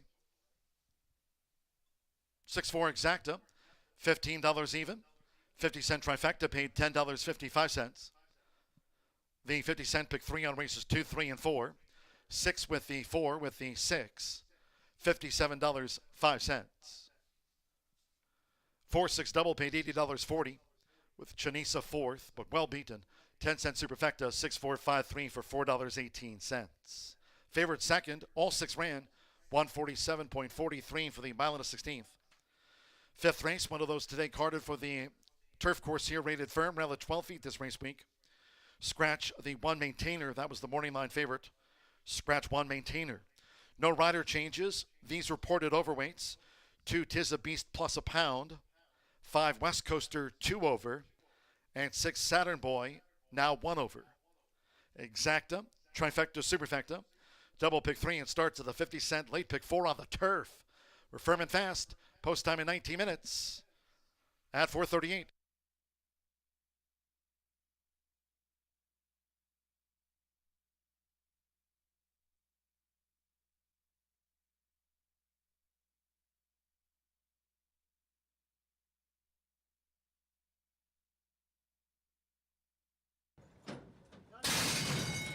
And they're off. My Tallulah. There's Ivisa in the dark green and Raindrops on Roses. Strides up with an early bid for Rodney Prescott as they head toward the first turn, and Chanisa. In her first time 2 turns, she's keen with 7 furlongs to run. It's My Tallulah with the rail. Ivisa between fillies. Raindrops on Roses up on the outside, and Chanisa needs to settle there for Keith Asmussen running in 4th. I.O. Uncle Mo gallops along here in the early stages, running second to last and with Manny Esquivel. Shirley trails the Philly Sextet. The quarter was 24.48 seconds. Raindrops on Roses with My Tallulah in the black cap with the rail there for Alex Achard. Declan Kennan and Ivisa running in third. Then comes Chanisa outside of Ivisa. Raindrops on Roses leads to a half mile from home with Orlando Mejica. I.O. Uncle Mo is 4 lengths off these leaders. They're well grouped.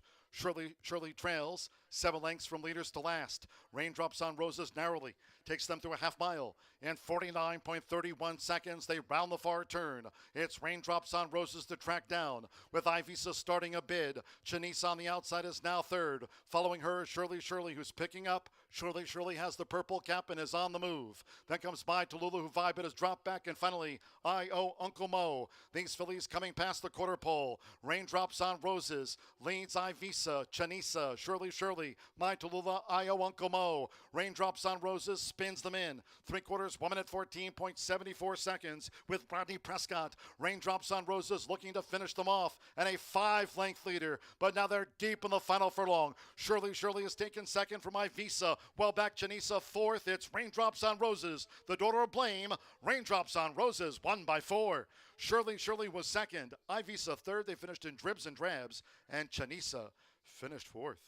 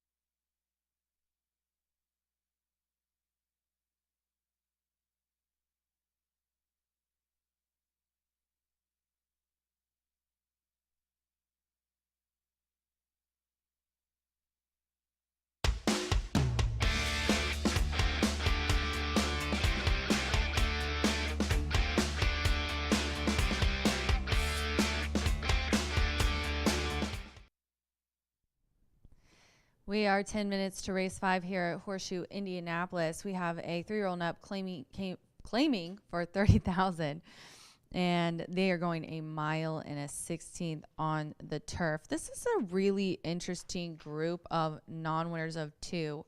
I really like my selections, though. I kind of went with the experience on the grass and the distance because some of their numbers are pretty similar when you go back far enough and compare. So I went with the 4 here, which is the 3 to 5 favorite, Pike Place. The 1 is scratched out of here, by the way, and that's pretty much our only change in this race.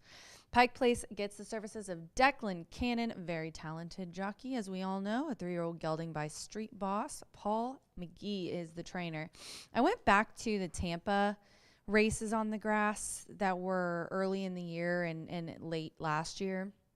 If you look at the mile and a 16th races, a win by a neck, a second loss just by a neck. And then horses that like turf usually like Polly, which is the case here for Pike Place, who was at Presque Isle back on May 23rd, ran on the Polly at a mile, second by a head. Now this one's doesn't seem to like the going this long. Has lit up the board at a mile and a 16th, but seemed to do the best racing at a mile. However, is in a lot easier than this one has been. It's been nothing but maiden special weights and pretty salty allowances, and is dropping down to claiming for 30. So I think that's going to make a little bit of a difference. Also, has really good numbers as well. Pike Place has put up some nice ones, 2 turns. We'll see what happens today. But returning to turf, also a key for this one. And then I'm going to go to the 2, Tis a Beast. This is a 3-year-old gelding by the Big Beast. Andre Oa is aboard for Keith Nations. This one's coming off a try 3 versus similar in a claiming for 25 here at a mile and 70. That was at the dirt. But before that, on the turf routing here that was in June, was a nice 3rd. It was a lower class claiming for 12.5, but it looks like this one's pretty consistent in this kind of group. I think should have every chance to hit the board today. The running style, just off the pace, looks like is the best case scenario for him, and I think he has every chance to get that done. As you see him in there in the paddock, they're all turning around. Someone's holding everybody up, but definitely a very nice looking 3-year-old gelding here, Tis a Beast. And then I'm going to go to the 3. The 2 6-1. The 3 is 9-2 right now, and that is One Particular Harbor, a 4-year-old gelding who's making his 10th lifetime start and has found, I think, his niche here in claiming for 25. He was in a claiming for 10 a few back at Ellis in June, a nice second, then came here in a claiming for 25 second. And so that's all on dirt. Hasn't ever ran on the turf, but I did look up the breeding for this one, and he should like the turf. Not Majestic Harbor. Obviously, most of his wins were big grade 1. I mean, obviously an amazing sire, big grade 1 races. He liked to route on the dirt. But the Dam, I think I had that one. She won most of her races on the grass. They weren't stakes or anything. She was in allowances and some nice claiming races in Florida, Monmouth and such. But she definitely was a grass mare, and it's, you know what they say, the Dam is kind of a big tell to see. I was kind of trying to see how he's going to act there, but is a big tell. So I don't know why they haven't tried him on the grass, completely honest with you. I think they were trying routing dirt for the Majestic Harbor side of things, but I think he's going to wake up on the turf because his Dam definitely liked it. 4-2-3 for me here in the 5th race. This does start the late 50s pick 4, and we got Twitter Tuesday coming up next. So get to my page and enter your entry to be eligible for the drawing. Good luck.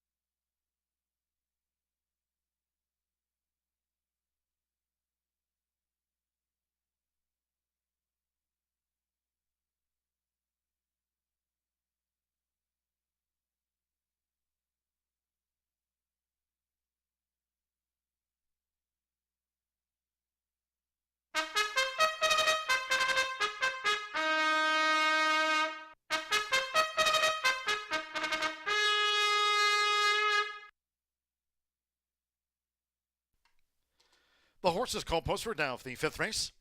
The first of those today, Carter for the turf course here at Horseshoe Indianapolis, rated firm. This race week, the turf rail set by track superintendent Tony Martinez and crew at 12 feet. We are firm and fast today. Stepping on this over the mile and a 16th, a field of 7. Scratch the 1 maintainer. Number 1 maintainer has been scratched. No rider changes. Overweights, 2 Tis a Beast, 1 over. 5 West Coaster, 2 pounds over. Number 6 Saturn Boy, 1 pound over. Exacta, trifecta, superfecta. Double pick 3 and starts at the 50-cent. Late pick 4 here with the turf. Firm and fast on parade with 3 minutes to post time. 3 minutes to get a bet on.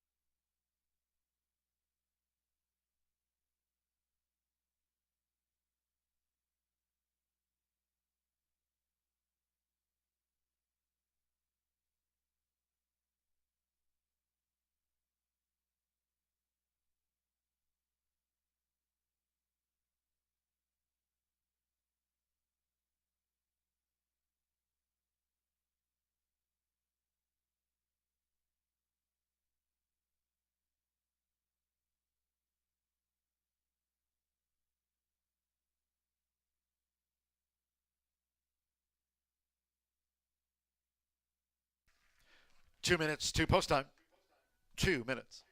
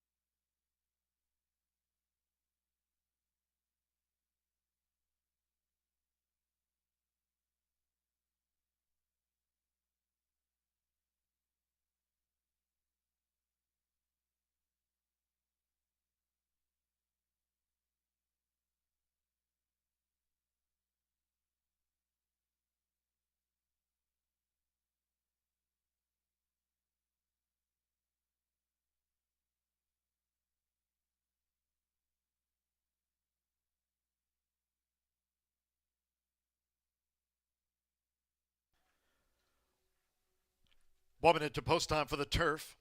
Starts the 50-cent. Late pick 4. Here a look at the DRF formulator. Projected odds for the 5th race turf. Firm and fast. You have less than 1 minute now.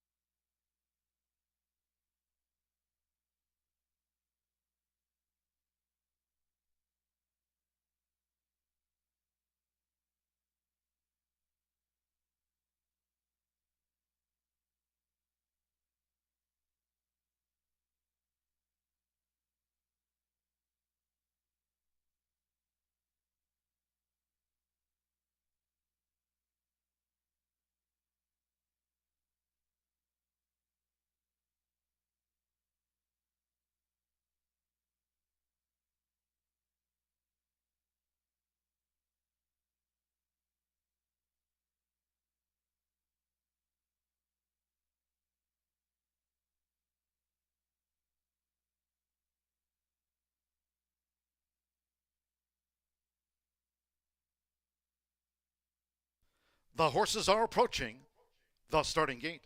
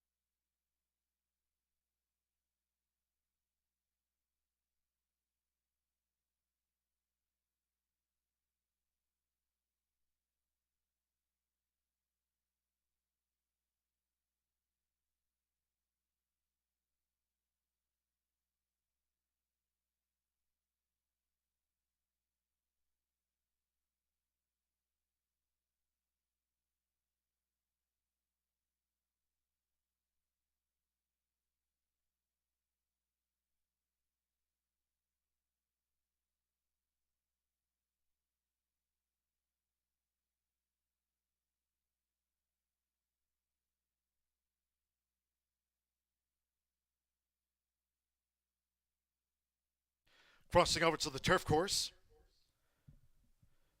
making their way toward the mile and a 16 start.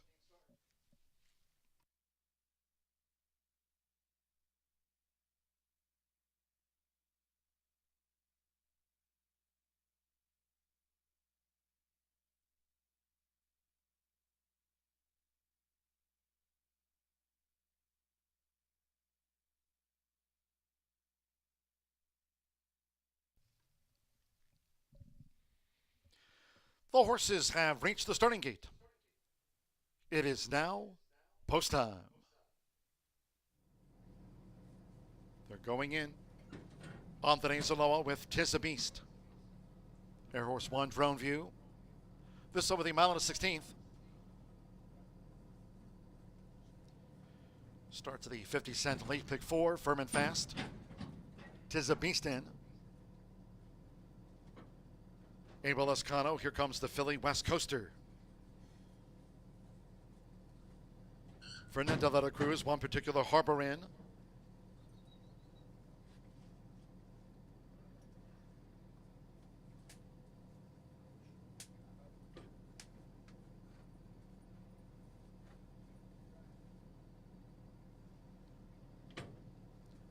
Odds-wise, Pike placed the 7-5 favorite.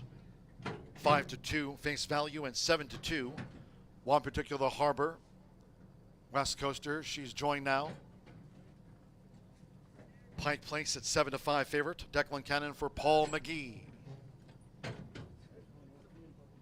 German Terraza with Saturn Boy. Joe Ramos with Armavir, Royal Blue and Red Halves. One more, Edgar Morales with face value. It's the first of 3 today over the course firm. They're in the game. And they're off. Saturn Boy strides away. West Coaster nearest the inside. There's Pike Place has the white cap who narrowly leads out. Tis a Beast with the rail. Armavir comes up on the outside and face value right with him. As they make the way toward the first turn with Joe Ramos. Armavir leads out. From face value, who's gained second. Pike Place now third upon settling with Saturn Boy in fourth. Tis a Beast in fifth. And then comes West Coaster, the filly facing the boys second to last. And one particular harbor trails out to the stretch. It's Armavir. So Armavir shoulders the load as they go to the back of the course. Face value tracks with Pike Place holding that rail position for Declan Cannon in third. Thrinko's linked to Saturn Boy in fourth by 2. Tis a Beast, length away then to one particular harbor, up one spot, and that relegates West Coaster to last. The opening quarter for the front runner, Armavir, 23.64, clocked a half mile with only light pressure from face value in 48.98. They head toward the far turn. So it's Armavir, the 27-1 target for face value, who stays close there in pursuit for Edgar Morales. West Coaster makes a bid with the rail. Pike Place between horses. Saturn Boy is 3 deep now, 3 furlongs to go. Here's Face Value, who's taken the lead from Armavir as they come past the quarter pole. Tis a Beast on the far outside. One particular harbor is last. Face Value leads off the turn. Pike Place now getting into top gear. Saturn Boy on the far outside. Then to the inside is West Coaster. Armavir's dropped away. Pike Place runs at Face Value. West Coaster, she's right there too with the red cap. Saturn Boy, Tis a Beast, Armavir. They're coming inside the final half furlong. It's Pike Place prevailing close to home. Declan Cannon for Paul McGee. Pike Place prevails by 2. From face value, Saturn Boy, Tis a Beast joined late. Then West Coaster, one particular harbor, and Armavir tailed off.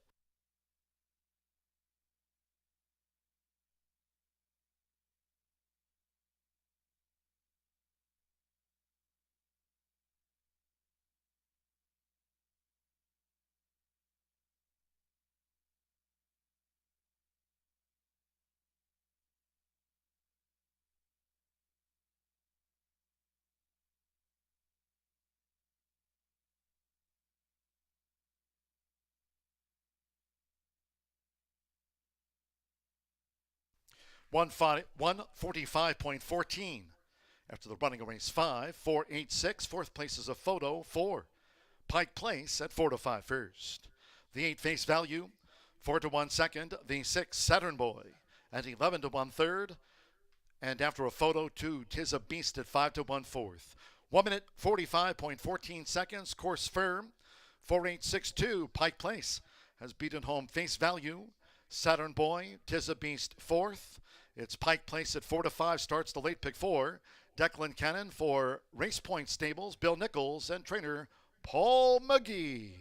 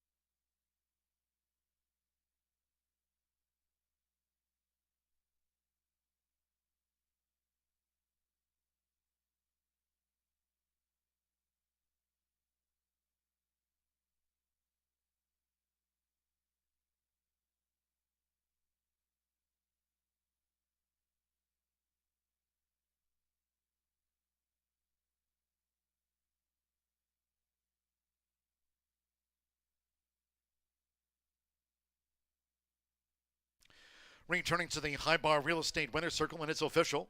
The 4 Pike Place with Declan Cannon. This is 63rd victory of 2023 for Declan Cannon. Here on Pike Place, 3-year-old Dark Bear Brown gelding by Street Boss. Out of Alfresco by Tappet, bred in Kentucky by Godolphin. Owned by Bill Nichols, Race Point Stables, and trained by Paul McGee. Horseshoe Indianapolis congratulates the winning connections of Pike Place.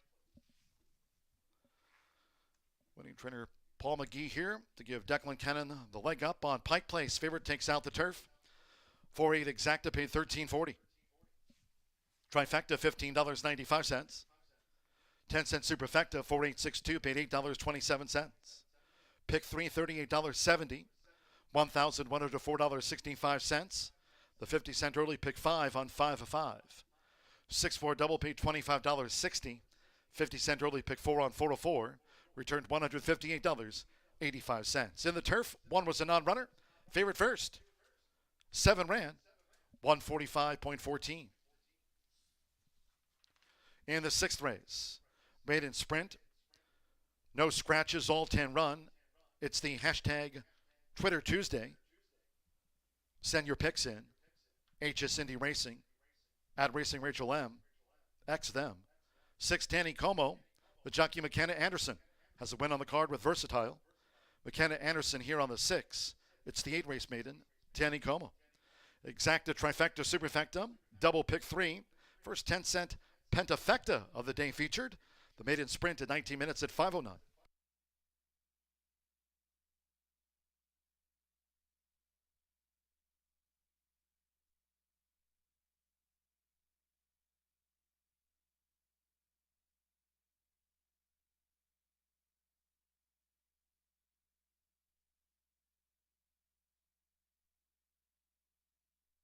Course firm, they're in the game.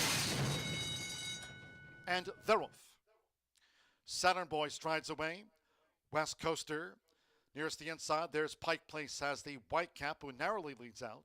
Tis the Beast with the rail. Armavir comes up on the outside, and face value right with him. As they make their way toward the first turn with Joe Ramos, Armavir leads out. From Face Value, who's gained second. Pike Place now third upon settling with Saturn Boy in fourth, Tis a Beast in fifth. And then comes West Coaster, the filly facing the boys second to last. And One Particular Harbor trails out to the stretch. It's Armavir. So Armavir shoulders the load as they go to the back of the course. Face Value tracks with Pike Place holding that rail position for Declan Cannon in third. Thrink was linked to Saturn Boy in fourth by 2. Tis a Beast, length away then to One Particular Harbor up one spot, and that relegates West Coaster to last. The opening quarter for the frontrunner Armavir, 23.64, clocked a half mile with only light pressure from Face Value in 48.98. They head toward the far turn. So it's Armavir, the 27-1 target for Face Value, who stays close there in pursuit for Edgar Morales. West Coaster makes a bid with the rail. Pike Place between horses. Saturn Boy is 3 deep now, 3 furlongs to go. Here's Face Value, who's taken a lead from Armavir as they come past the quarter pole. Tis a Beast on the far outside. One Particular Harbor is last. Face Value leads off the turn. Pike Place now getting into top gear. Saturn Boy on the far outside. Then toward the inside is West Coaster. Armavir's dropped away. Pike Place runs at Face Value. West Coaster, she's right there too with the red cap. Saturn Boy, Tis a Beast, Armavir. They're coming inside the final half furlong. It's Pike Place prevailing close to home. Declan Cannon for Paul McGee. Pike Place prevails by 2. From Face Value, Saturn Boy, Tis a Beast joined late. Then West Coaster, One Particular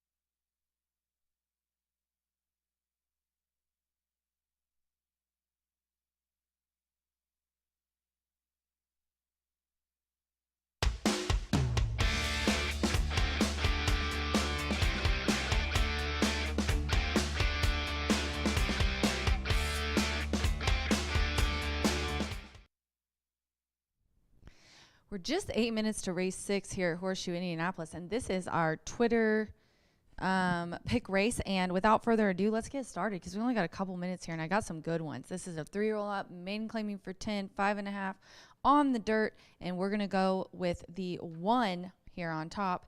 He said Cash, and we got this tweet from Joe. Joe said, he said Cash, good post, top trainer, and solid jock. So he likes the connections. Definitely Renee Diaz. Gennaro Garcia is our leading trainer. He co-owns this one. I like the sire Gold for Cash. And also is dropping down from maiden special weight to maiden claiming. Gennaro is high percentage when he drops down to maiden claiming for the first time. So this is a key class drop. And then also kind of got a little bit of a got in tight last time. I don't think he liked that trip at all. So I think much improvement on this one. I agree with Joe, and that's my top pick. And then we're going to go to the 10, who is 7. So 9 is the even money, 10 is 7-2. And we got this tweet from Brian. Reiteration, all lean on the possibility of improvement at a sprint distance and being familiar with the track. This runner has a top jockey and is placed at a condition and in a field where an off-the-pace stalking trip could get the win. And I like that angle, especially on the outside. Orlando Mojica aboard for Davaris Douglas. Both of those guys very talented. 3-year-old colt by Prayer for Relief, who is dropped down in class last time to this class and is a repeater, is dropping down in distance back to sprint distance, which also could offer improvement. And then in my exact spot, I have the 9, and we got this tweet from Jim Benson. He says, Sir Rolando, consistent sort that seems to run the same race each time. Cutting back to 5.5 should help. Top jock helps the cause. So my top selection, the 1 is 7-1. This is the even money favorite right now, the 9, Sir Rolando. Fernando de la Cruz aboard for Michelle Elliott. This 3-year-old gelding was in a maiden claiming for 10 last time and just missed by half a length. So we're in the same class as we were. The last 2 have been really nice races. They were both at 6 furlongs. The reason why I went against this favorite is because he has never won at this distance. He's ran 3 times at 5.5 and hasn't been able to do it. I think he needs at least 6. And then we'll go to the 2, but I've been wrong a lot the last few days, so take that with a grain of salt. Let's go with the 2 at 5-1. That is Racing in My Heart. We got this tweet from the OG Brusco, who said, Racing in My Heart, every other entry is dropping or previously dropped to this level. 7-pound weight allowance is the difference. Yeah, Yoel does have that 7-pound weight allowance. I don't think that makes a huge deal, but some do. Aaron Shorter's the trainer. This is a 3-year-old gelding by Greeley's Conquest, who also is going into the same class. Both the last 2 races, they're kind of a similar situation, but the last 2 races have been pretty good. 3rd place finishes, but doesn't seem, I don't know what it is about this horse. Last 3, doesn't matter, maiden claiming 5, maiden claiming 10, ends up 2nd or 3rd. So we'll see what happens if Racing in My Heart can get it done. Thanks to everybody who sent in tweets on X. I'm just going to still call them tweets, but call the thing X. If your horse wins this race, we will put you in a drawing for a $20 race wager and some Horseshoe Indy swag. Good luck.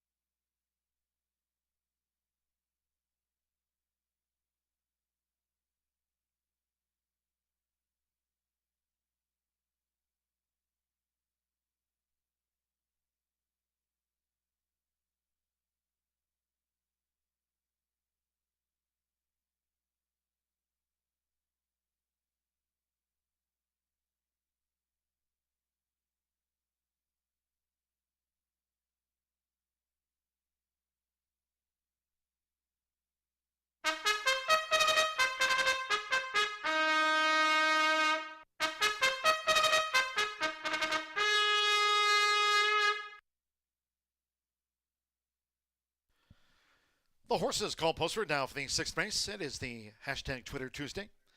This maiden sprint over the 5.5 furlongs, a field of 10. Number 6, Tanny Como, noted jockey change to McKenna Anderson. On our seconds of the day with Versatile. We'll ride for a double on the card. McKenna Anderson partners the 8 race maiden, the 6, Tanny Como in here. Exacta, trifecta, superfecta. Our first 10-cent pentafecta on the card. Double pick 3, and we're fast and firm. 3 minutes to post time for the maiden sprint. 3 minutes.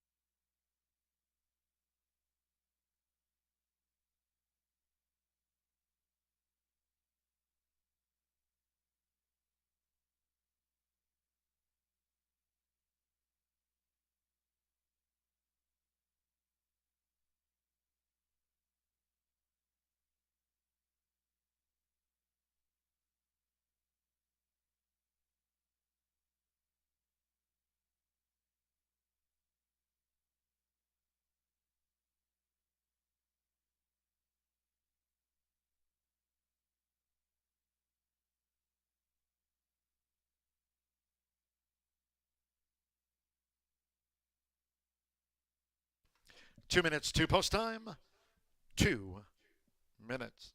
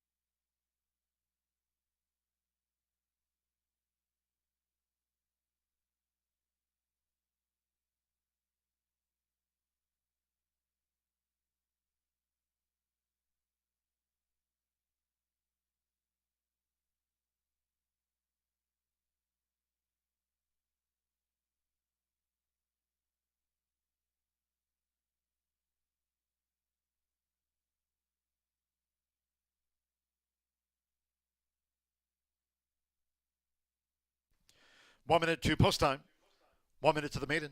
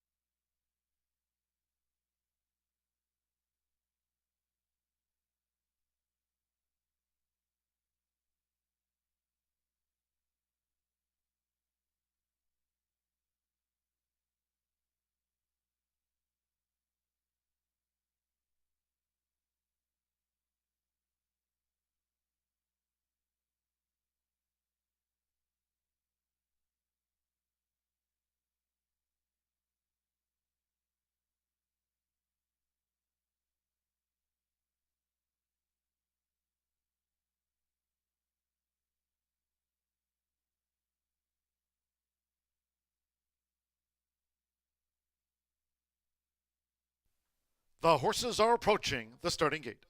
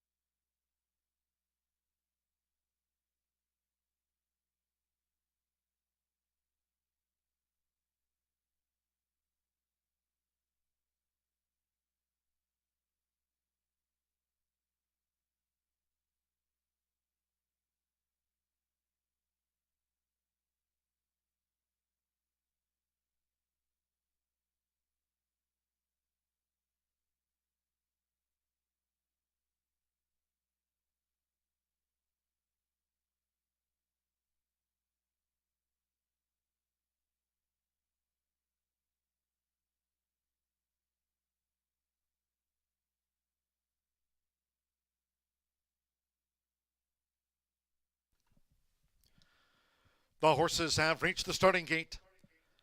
It is now post time. Loading for this maiden sprint, Rene Diaz with He Said Cash. Tanny Como, McKenna Anderson has a win on the card.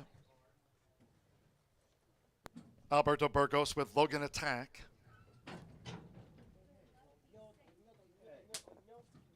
Now He Said Cash joins.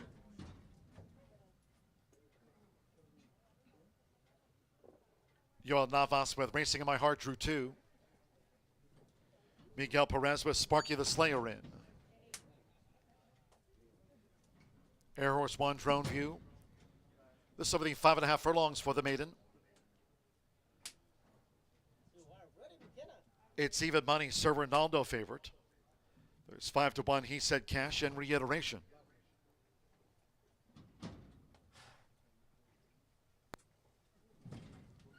Racing in My Heart joins the line at 6-1 odds. Now Fernando de la Cruz with Sir Ronaldo. 4-5 favorite Sir Ronaldo. Joe Ramos with Doc Bennett.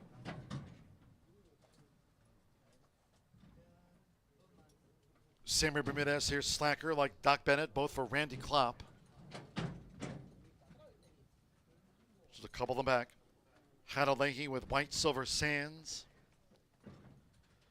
Given a 35-1 chance over the 5.5 furlongs. 4-5 on Sir Ronaldo. One more, Orlando Mexico with Reiteration.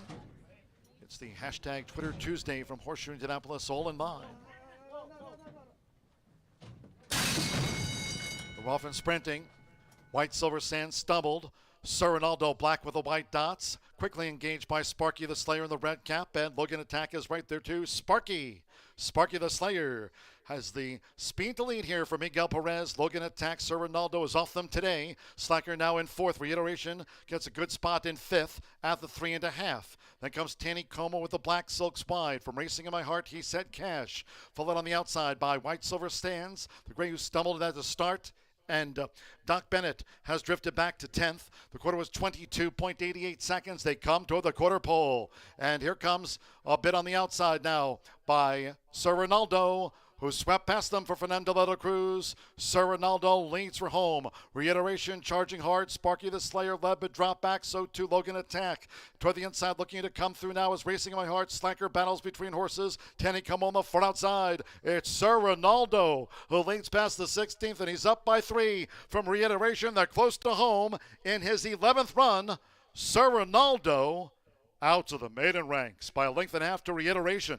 Racing in My Heart 3rd, and then Tanny Como on the wire with Slacker, Sparky the Slayer, and He Said Cash belatedly.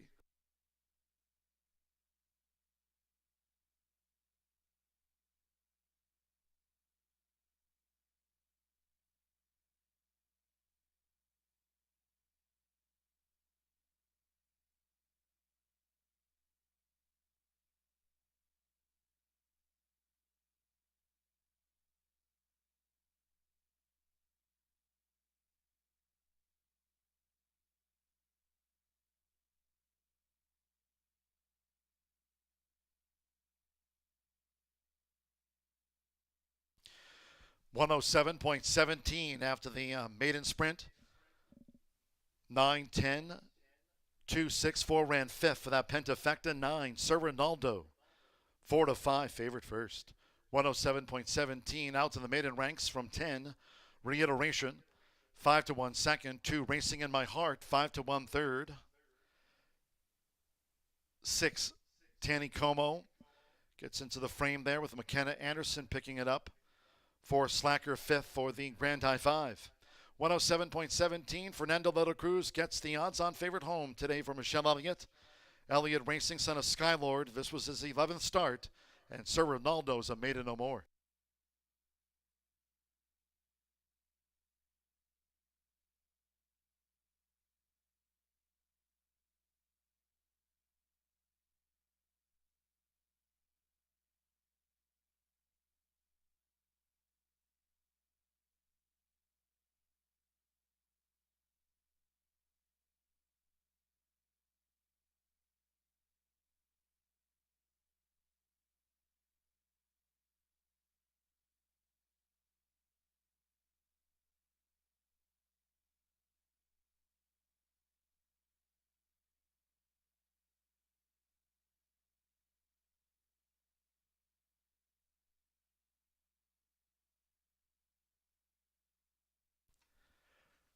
Returning to the high bar real estate winners circle, the 9, Sir Ronaldo, with Fernando de la Cruz. Sir Ronaldo.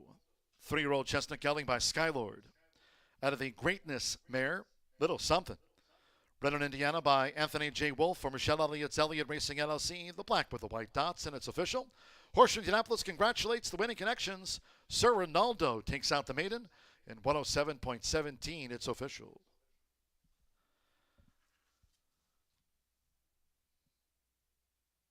The 9-10 exacta paid $14.60. 50-cent trifecta, $10.50. 4-9 double for a favorite sweep, $7. Superfecta paid $22.57. Pick 3, $11.15. And with Slacker fifth, the 10-cent Pentafecta bet returned $131.61. In the maiden, favorite first. All 10 ran, 107.17 seconds. Race 7, maiden on the turf, scratch the 1. Now, here's the plan. Here's the plan. Scratch the 1. Now here's the plan. No jockey changes. The 4, Red Hot Justice, 4 pounds over. Again, scratch the 1. Turf firm around the 12 feet. Exacta, trifecta, superfecta. Another 10-cent Grand High 5. Another Pentafecta here on the maiden turf. Double and final pick 3 of the day. Firm and fast, post time in 23 minutes. 5:42. Wednesday and Thursday post time this race week. Tomorrow, Thursday off from 2:10 p.m.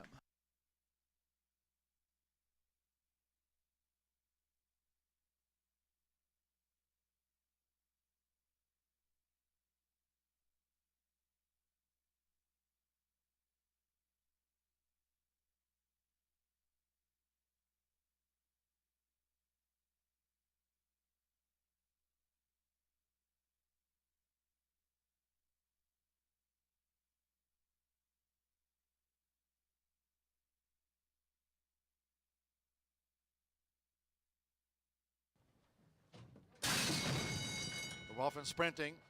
White Silver Sand stumbled. Sir Ronaldo black with the white dots. Quickly engaged by Sparky the Slayer in the red cap. And Logan Attack is right there too. Sparky the Slayer has the speed to lead here for Miguel Perez. Logan Attack. Sir Ronaldo is off them today. Slacker now in 4th. Reiteration gets a good spot in 5th at the 3.5. Then comes Tanny Como with the black silks wide. From Racing in My Heart, he said Cash. Followed on the outside by White Silver Stands. The gray who stumbled at the start. And Doc Bennett has drifted back to 10th. The quarter was 22.88 seconds. They come toward the quarter pole. And here comes a bit on the outside now by Sir Ronaldo, who swept past them for Fernando de la Cruz. Sir Ronaldo leads for home. Reiteration, charging hard. Sparky the Slayer led but dropped back. So too Logan Attack. Toward the inside, looking to come through now is Racing in My Heart. Slacker battles between horses. Tanny come on the front outside. It's Sir Ronaldo who leads past the 16th, and he's up by 3 from Reiteration. They're close to home in his 11th run. Sir Ronaldo out to the maiden ranks by a length and a half to Reiteration. Racing in My Heart third, and then Tanny Como on the wire with Slacker, Sparky.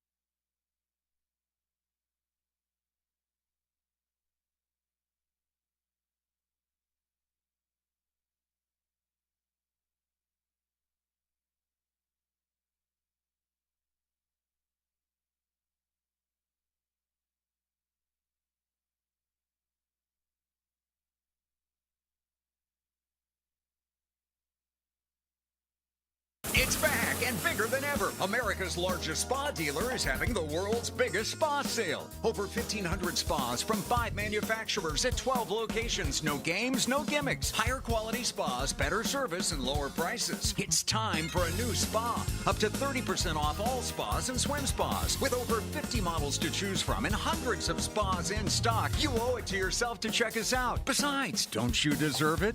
World's biggest spa sale going on now at Family Leisure.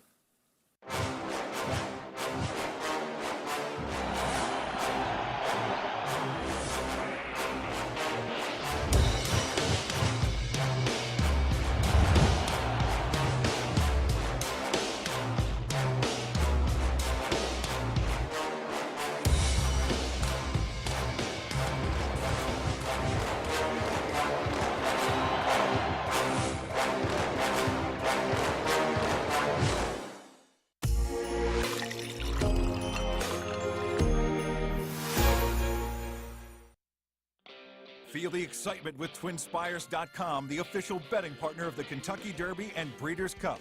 With TwinSpires.com, place legal wagers and watch live horse racing wherever you are on any device. Sign up, play, and win today. New players use promo code FREE100 on sign up to start your $100 bonus. With TwinSpires.com, you can bet on horse racing. Get the TwinSpires.com app to receive special offers and the most up-to-date information. Terms and conditions apply. Void where prohibited. Please wager responsibly. Introducing the Caesars Racebook app, the ultimate destination for racing enthusiasts. Built on the trusted Naira Bets platform, you can watch and wager on over 300 racetracks worldwide, including Saratoga. And the best part? Every bet earns you exciting reward credits that can be redeemed for your next bet, hotel stays, dining, and more. Get started today and receive up to $200 matched on your first deposit. Download the Caesars Racebook app and embrace the thrill of horse racing.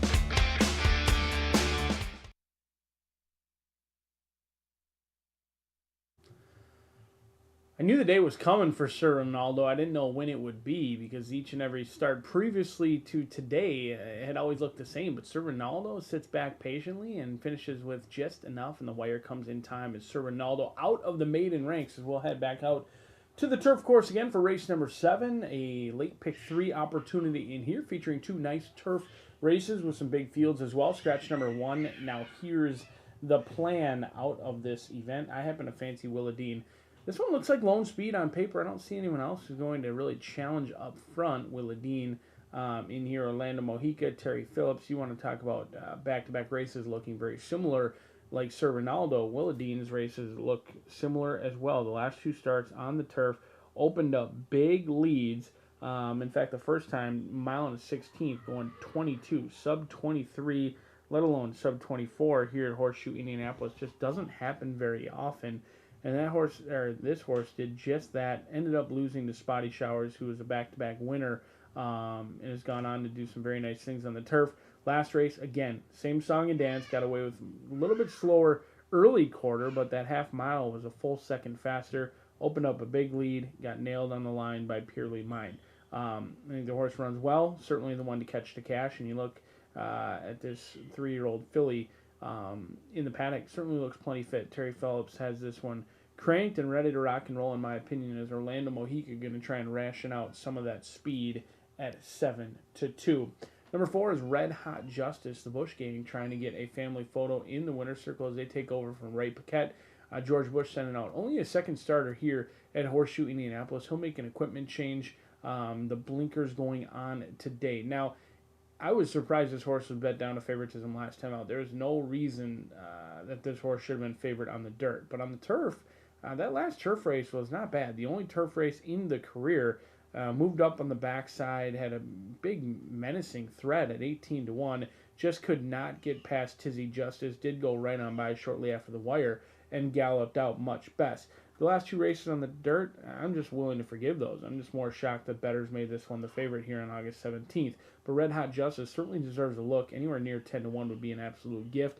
Doesn't look like we'll get near that today with this 3-year-old filly. 7-2 on the board as she tries the blinkers today and goes back to the turf where she's got her career best race, and it's really not even all that close.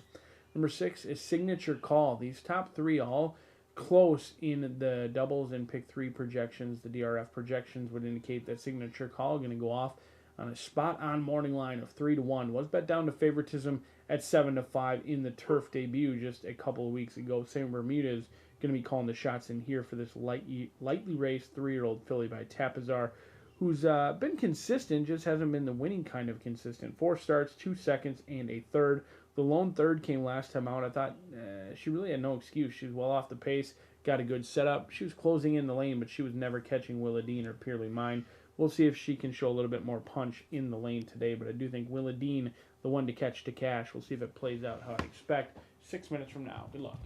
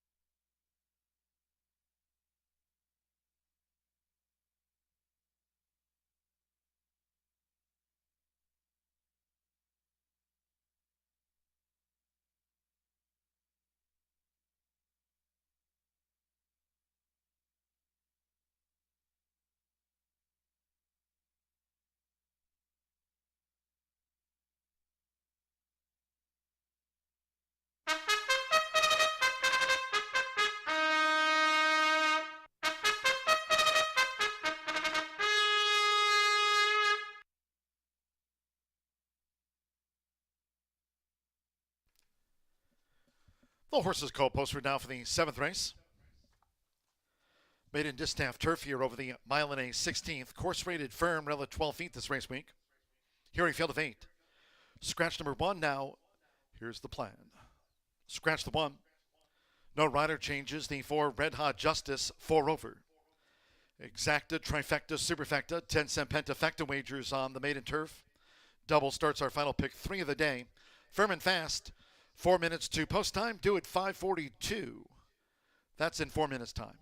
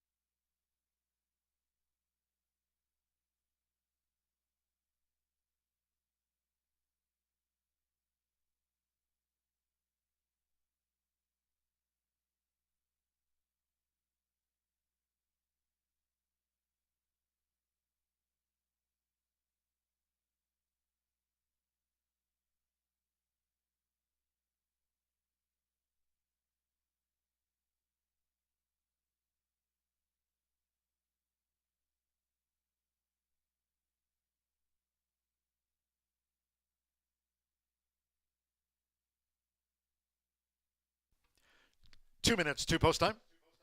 2 minutes.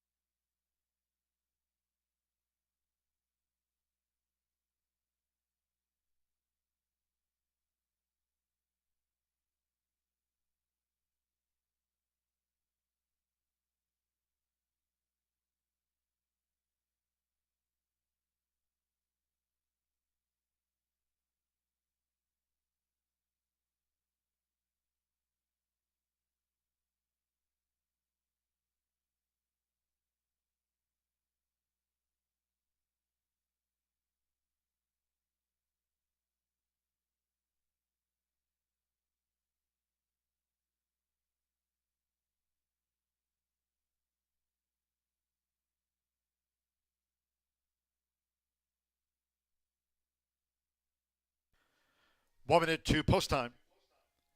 1 minute.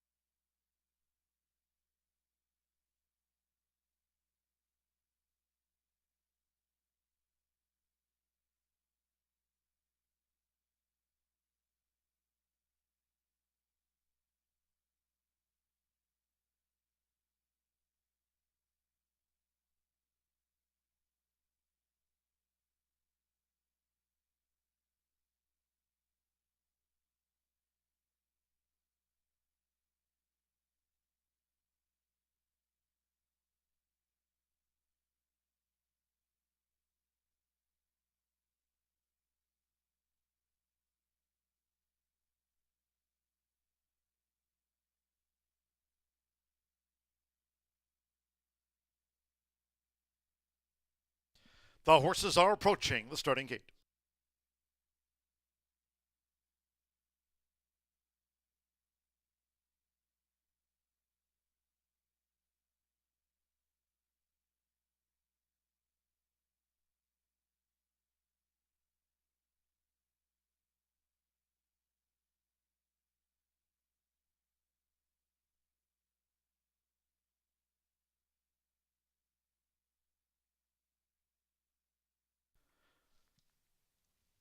Crossing over to the turf course, making their way toward the mile and a 16th start for the maiden.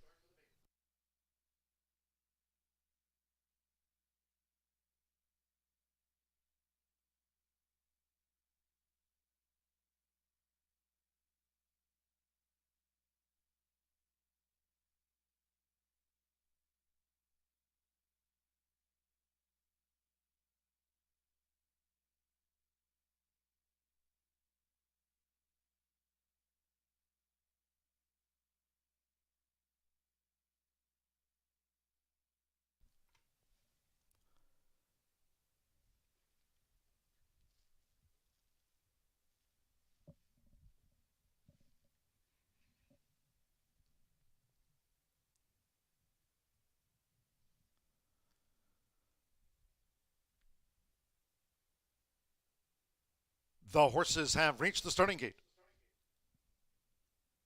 It is now post time. With Andres Aloha, Little Gray Flower was first in. Alberto Burgos, here's Lunar Lace.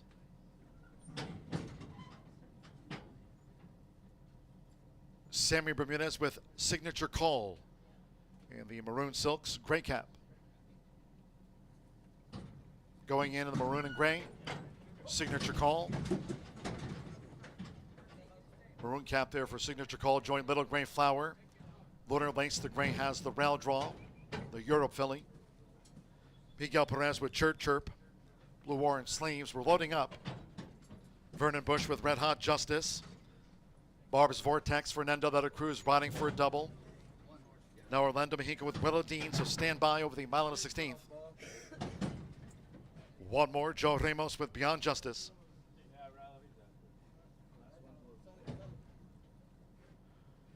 Willow Dean 9-5 favorite. They're in the gate. And they're off. Signature Call. Willow Dean has the white blinkers. Little Gray Flower. Lunar Lace with the running rail. Chirp Chirp with an early bid, and Barb's Vortex close up as they make their way toward the first turn. Willow Dean. Willow Dean has the early lead here for Orlando Mexico with the rail. From a close-up, Chirp Chirp, blue with the orange sleeves.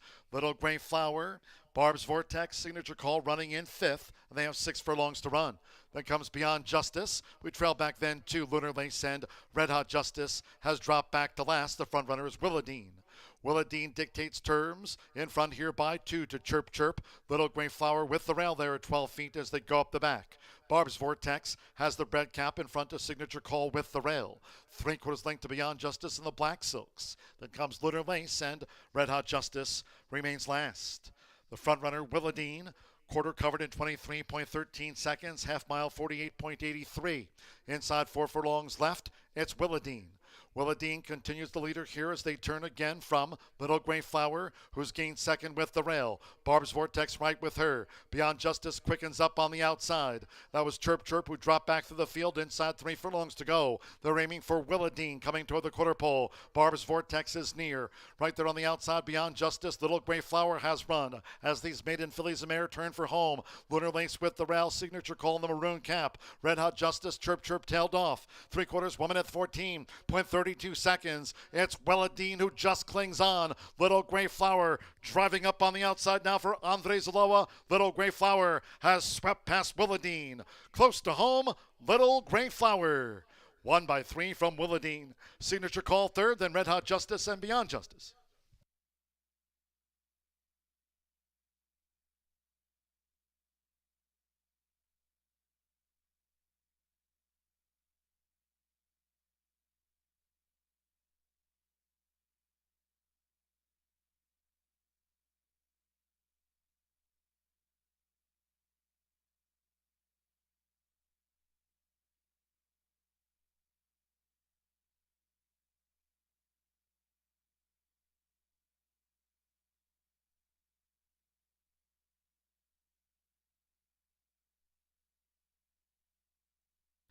145.62 after the maiden. 3-5-6-4.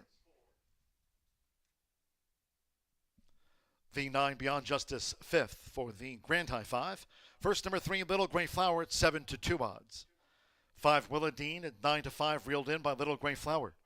6 Signature Call, 7-2 third. 4 Red Hot Justice, 7-2 fourth. And Beyond Justice fifth for the Pentafecta. 145.62 Anthony Zuloma. Tony Granitz, Carlos Tanda, Diego Ubre gets off the mark here. Little Gray Flower in her 9th run. 145.62 at 7-2.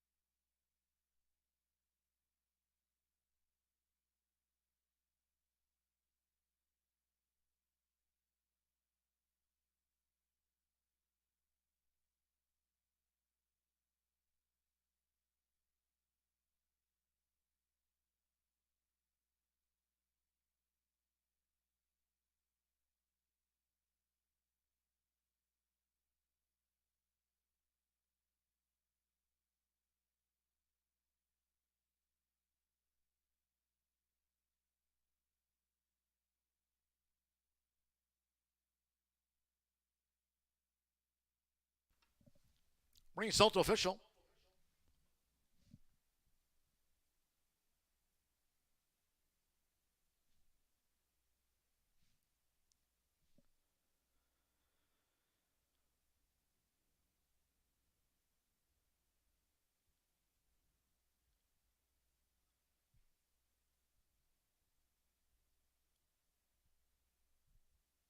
Returning to the high bar real estate winner's circle, the 3 Little Gray Flower with Andres Aloma. Little Gray Flower is a 3-year-old Gray Roan filly by Gradar out of Sarasara by Anise, bred in Indiana by Cove Springs LLC. Races for Tony Granitz, Carlos Tanda, and Diego Uribe. Horseshoe Indianapolis congratulates the winning connections of Little Gray Flower out to the maiden ranks in 145.62 seconds.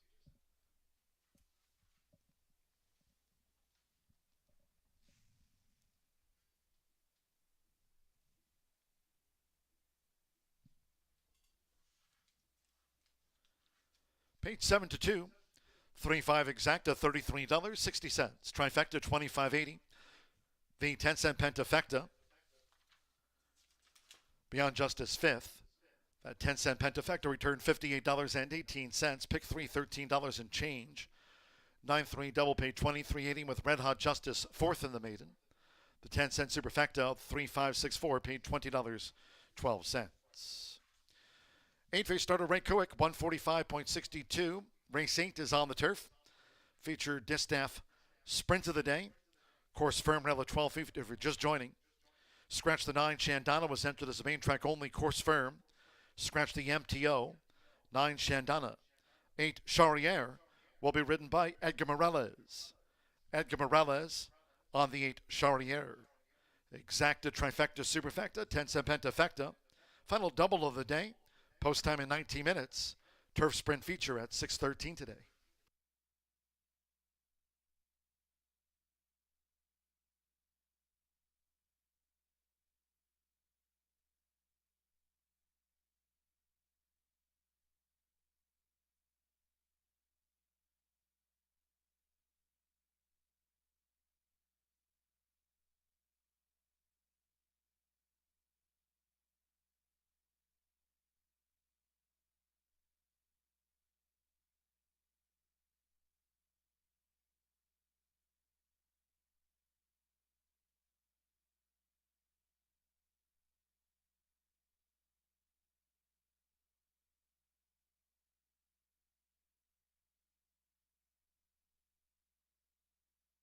They're in the gate.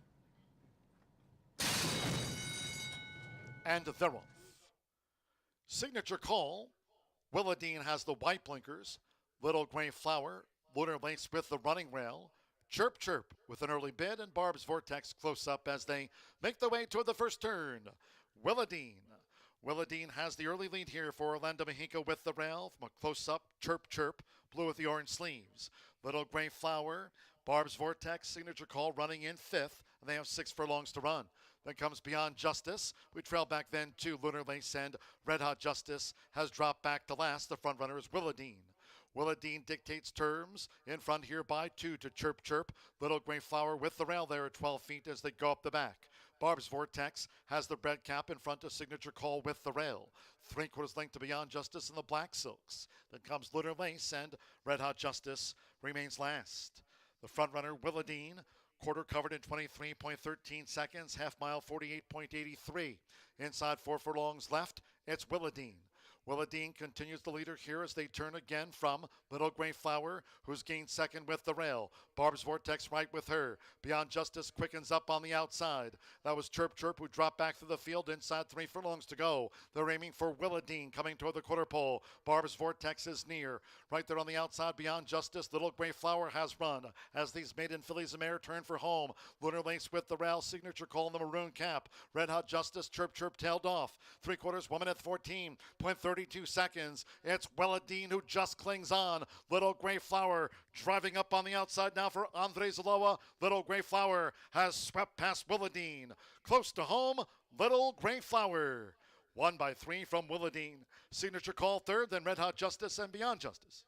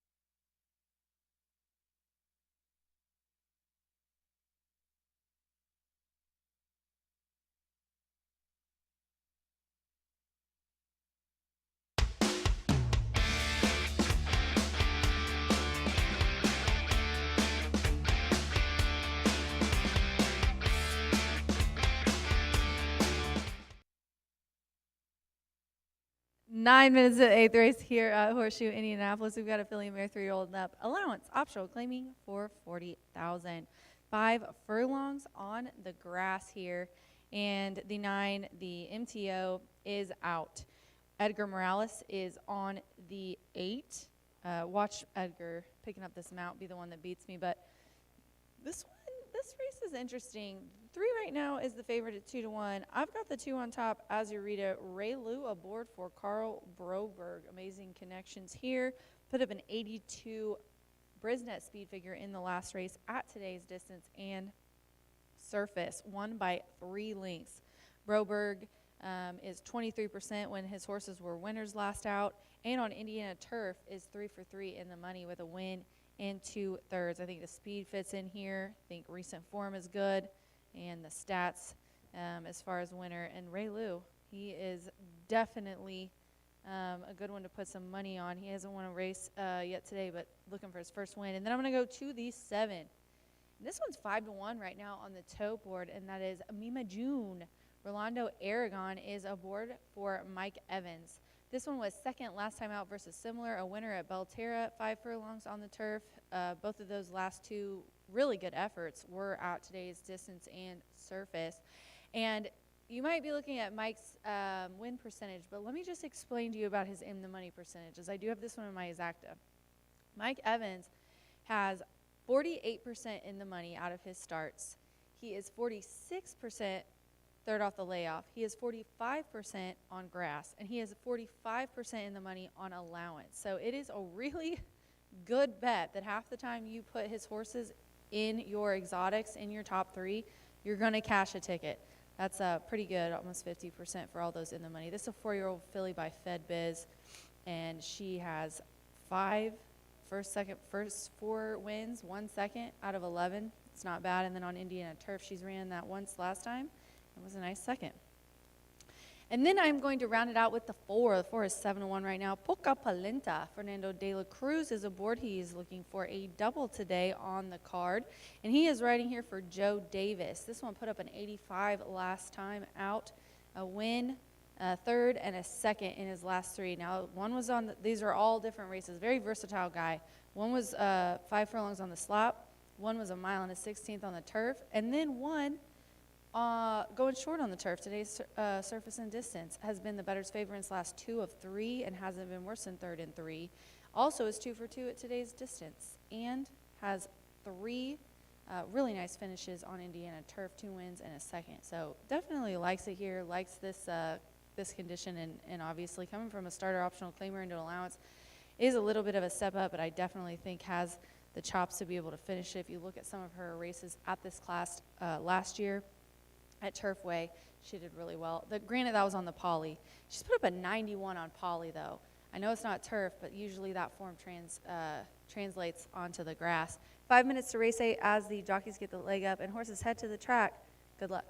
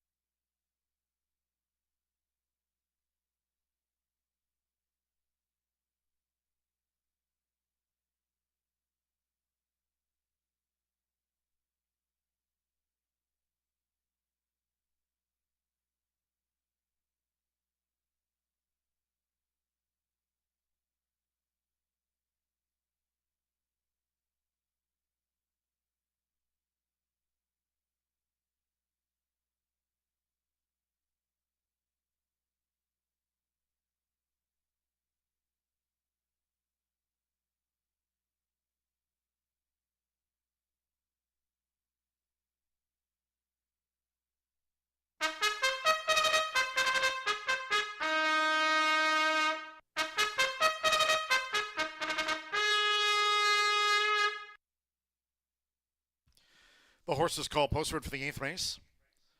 This filly's mare's turf sprint over the 5 furlongs on a course-rated firm, route set at 12 feet this race week. A field of 8. Scratch the 9, Shandana was entered as a main track only. Scratch the 9. 8, Charriere, the rider Edgar Morales. Edgar Morales on the 8. Charriere. Exacta, trifecta, superfecta, tensa, pentafecta. This starts the late double, firm and fast. 3 minutes to post time. 3 minutes.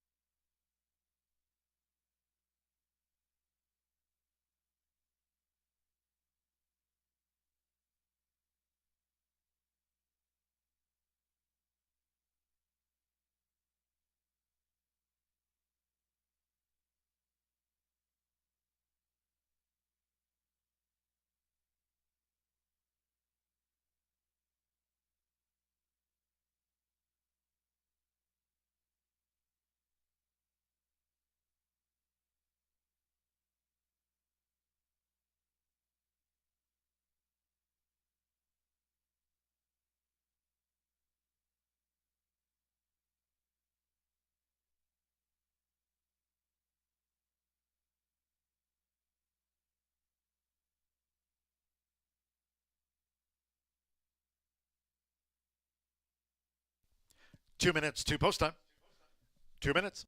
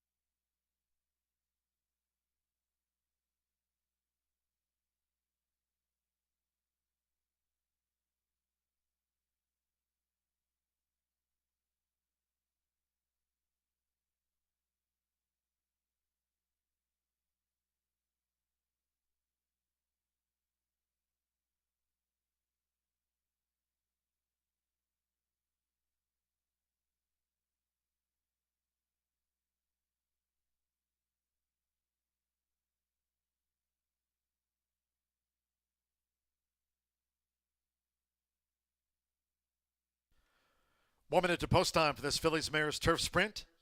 1 minute.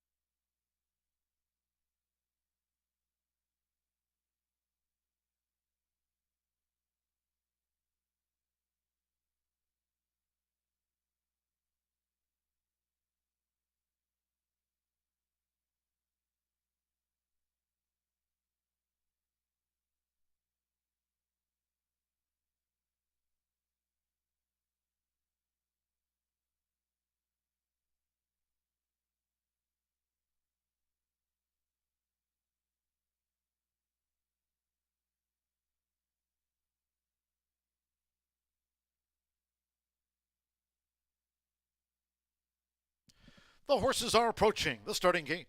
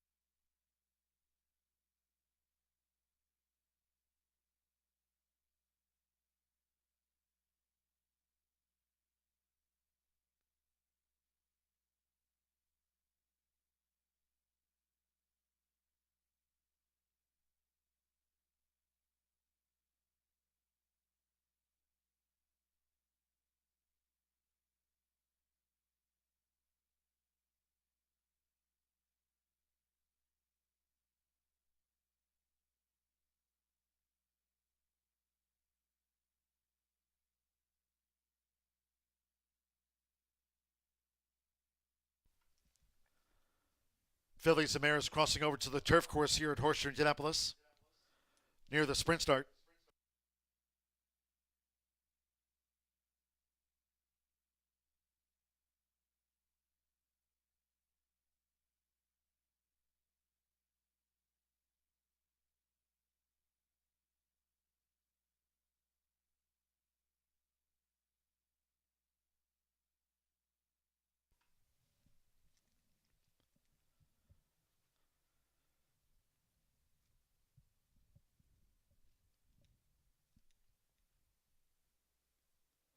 The horses have reached the starting gate.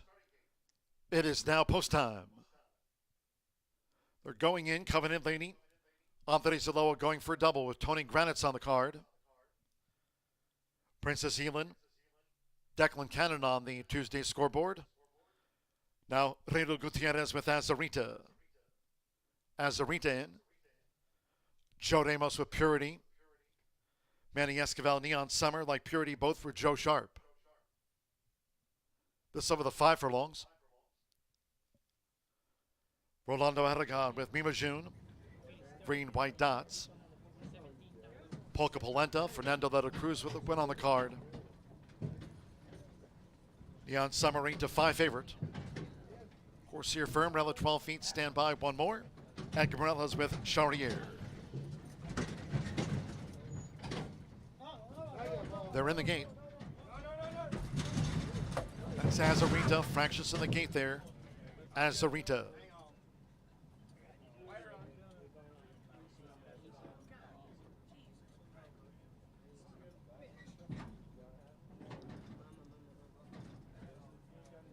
Now they've backed Azarita. She was 9-5 here and is under veterinarian review.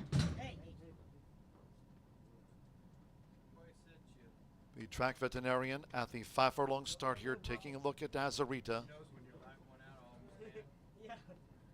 And now Raylu climbing off.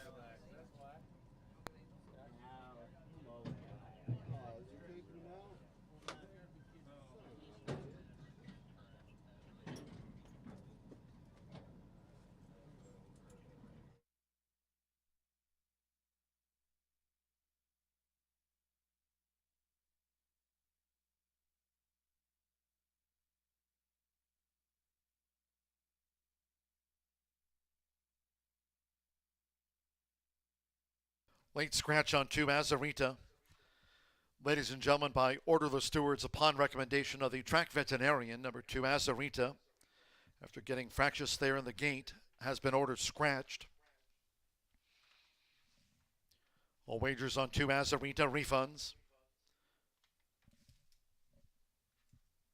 There will be a 3-2 consolation double. 3-2 consolation double.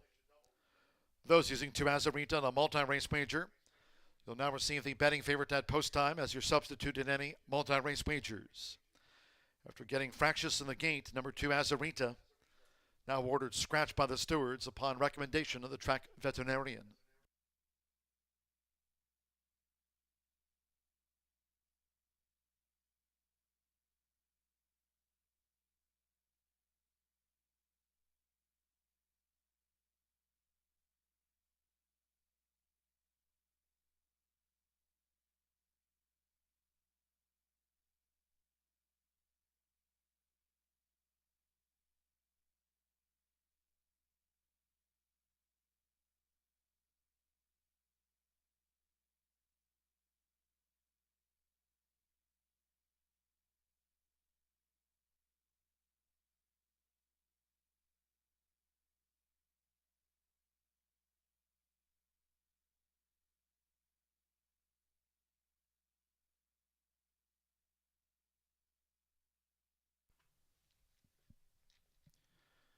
Reloading for this Phillies Mares turf sprint without Azarita. Covenant Lady, Purity, Polka Polenta, all reloading.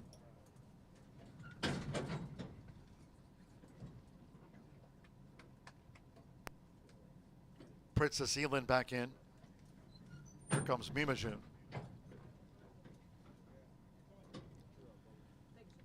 It's now 3-2 Polka Polenta and 9-5 Neon Summer. Charrier to complete the line. Azarita 2. That late scratch, the 2 non-runner. They're off. Racing 5 furlongs. Purity broke sharp with those white blinkers. Charriere is up and after the front. Here comes Mumijun with an early bid. And Neon Summer heads them all off now for Manny Esquivel. It's Neon Summer, went to the front from Polka Polenta. Right there's Mimajun, Charriere on the far outside as they line up to take on Neon Summer, who leads the dash. Covenant Lady is fifth with the rail by 3, and then comes Purity with Princess Elin. They go to 3 furlongs from home. Neon Summer blazing the trail here, quarter 21.76. Neon Summer, Polka Polenta stays close. On the outside is Charriere, Mimajun. Green with the white dots. Covenant Lady straightens away in 5th, but gains up the near side. Then comes Princess Elin, who leads Purity for home. It's Neon Summer. They're coming down to the final furlong. Neon Summer leads by a length and a half to a switched out Covenant Lady. And Covenant Lady is trying to reel Neon Summer in. Polka Polenta is now a 1-pace third. Here comes Covenant Lady. It's Covenant Lady takes the front. Andre Zaloa doubles for Tony Granite's. Covenant Lady lands it from Neon Summer. Polka Polenta third. Princess Elin from Purity, Mimajun, and Charriere drop back to last.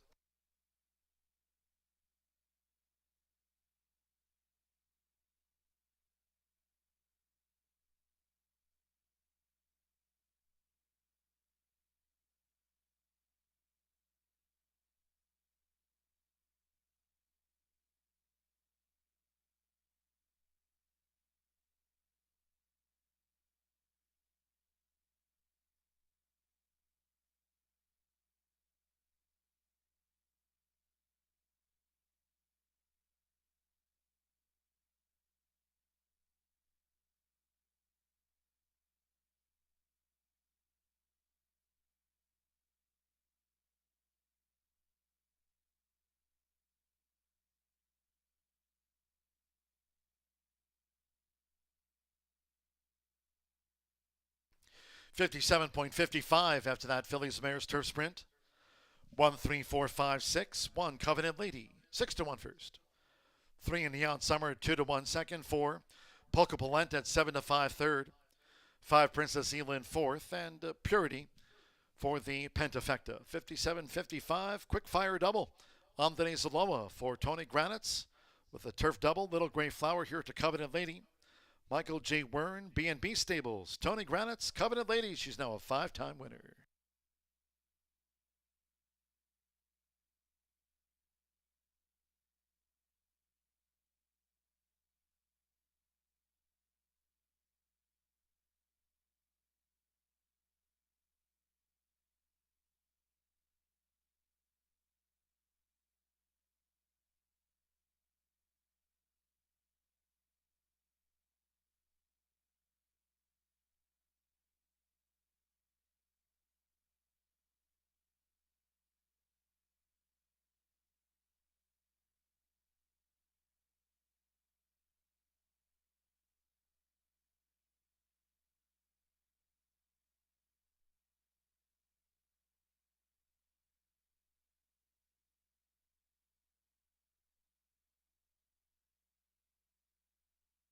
Result official.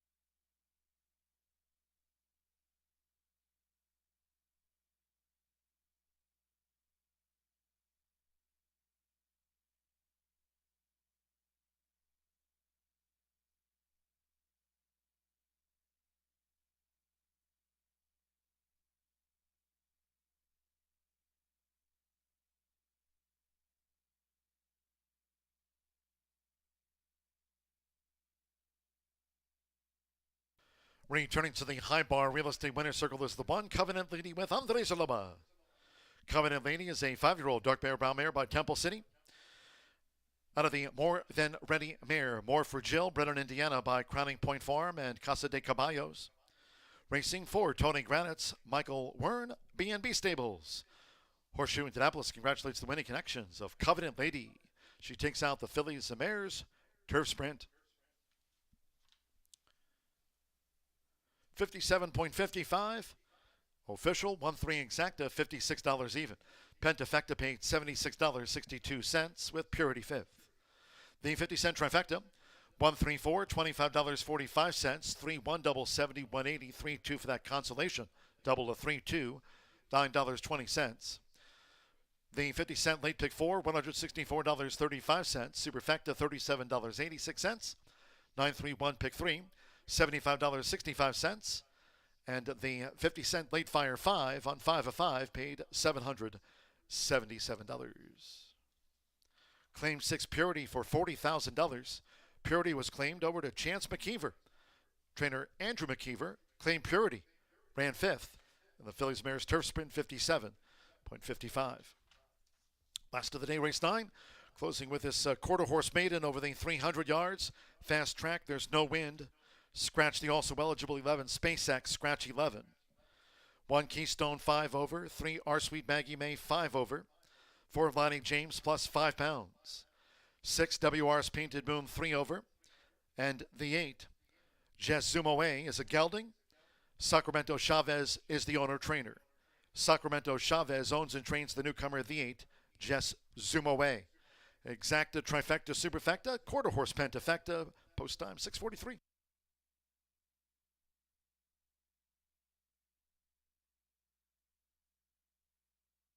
Late scratch, the 2 non-runner. They're off. Racing 5 furlongs. Purity broke short with those white blinkers. Charriere is up and after the front. Here comes Mumijun with an early bid. And Neon Summer heads them all off now for Manny Esquivel. It's Neon Summer, went to the front from Polka Polenta. Right there is Mimajun, Charriere on the far outside as they line up to take on Neon Summer, who leads the dash. Covenant Lady is 5th with the rail by 3, and then comes Purity with Princess Elin. They go to 3 furlongs from home. Neon Summer blazing the trail here. Quarter 21.76. Neon Summer, Polka Polenta stays close. On the outside is Charriere, Mimajun. Green with the white dots. Covenant Lady straightens away in 5th, but gains up the near side. Then comes Princess Elin, who leads Purity for home. It's Neon Summer.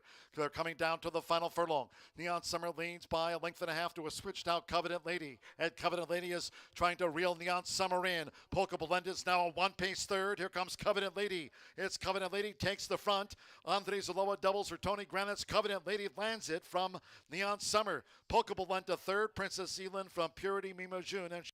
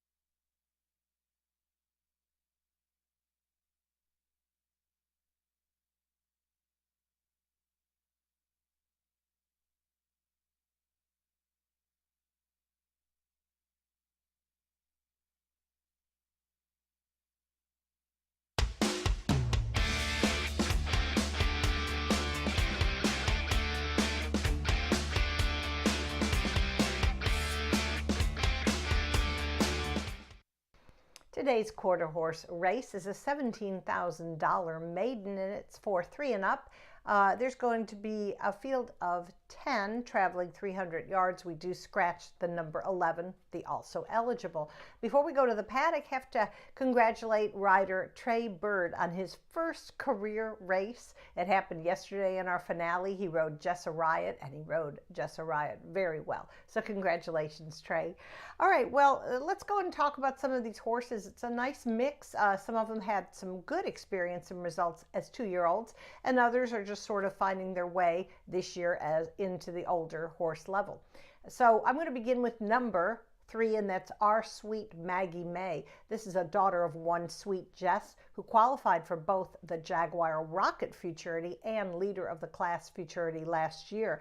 Now, she made no impact, unfortunately, in her trial for the Blue River Derby earlier this meet, but that was on July 3rd, but this filly could rebound fresh and to run a good race today for owner Patty Marshall and trainer Tony Cunningham.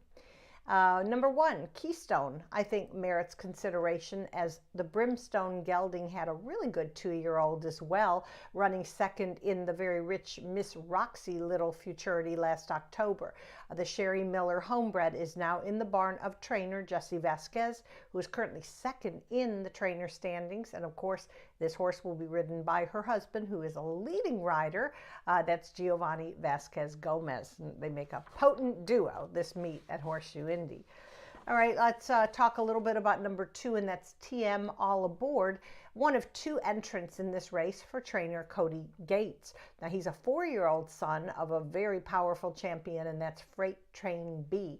He's going to be ridden for the first time by Fernando Morin, whose amounts have hit the board at a very respectable 34%. That's number 2, TM All Aboard. And I'll round up my top 4 with talk about number 6, and that's WRS Painted Moon. Very tough trip last time. That was on August 12th in his trial for the Stallion Service Auction Futurity. The Williams Racing Stables Homebred finished out of the money, but had hit the board in 3 previous starts. So this horse is now also in the barn of Tony Cunningham. And I love the Moon and the Eagles. I've always loved those gray, beautiful horses. So with a clean break, he should be in the mix. I'm going 3-1-2-6 in our finale. Want to remind everybody we'll be back tomorrow. And then on Thursday, got to stick around because we're going to have an excellent final and a huge purse, $224,000 for the Leader of the Class Sale Futurity. Good luck to all.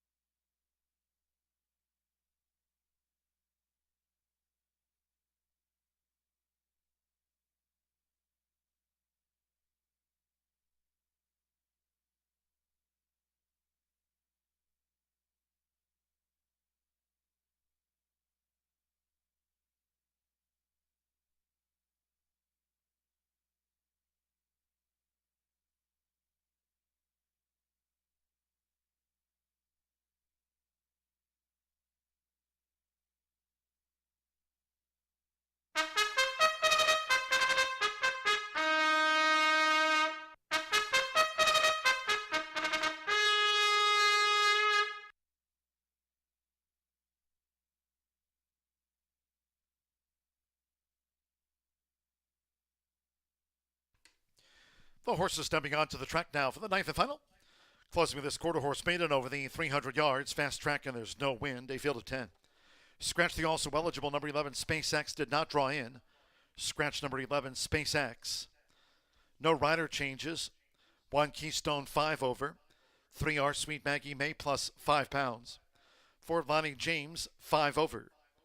Number 6 WR's Painted Moon plus 3 pounds. And number 8 Jezumo A is a gelding. Also note, Jezumo A is owned and trained by Sacramento Chavez. Sacramento Chavez owns and trains the first-time starter, the 8 Jezumo A. Exacta Trifecta Superfecta, 10-cent quarter horse Pentafecta. 1 minute to post time. Due in 1 minute.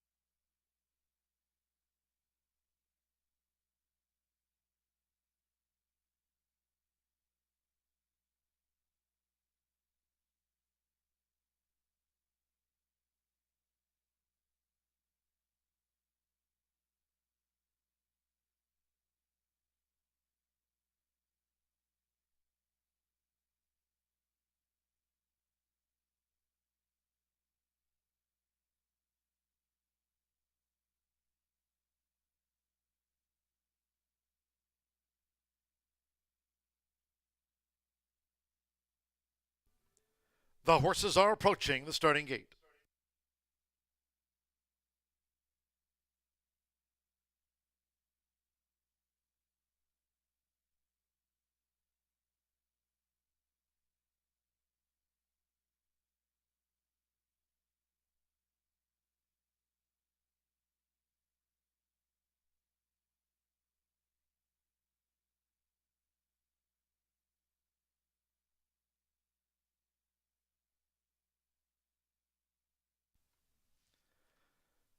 The horses have reached the starting gate. It is now post time. Keystone uses the flipping halter and has the rail draw. Keystone joined by Zoom in first. We're loading up.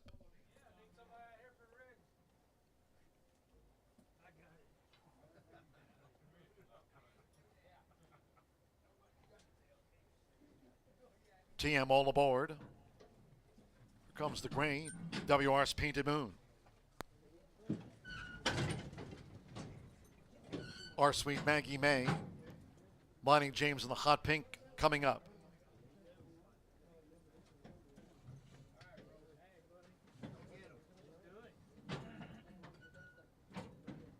Jez Zoom away. CV Zoom and Star drew 5.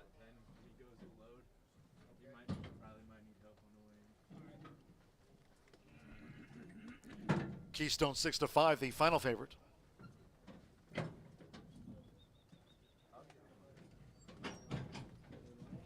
Now the Fighting Rooster. 13-1 on the Fighting Rooster. At 300 yards, one more. Just watch for Pandemic. Fast track here for the finale. No wind. Wednesday post time 2:10. Keystone 6-5, final favorite. Just watch for Pandemic. Given a 17-1 chance.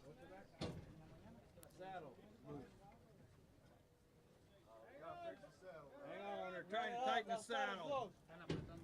Now with all in mind, the rider hopped off of Just Watch for Pandemic.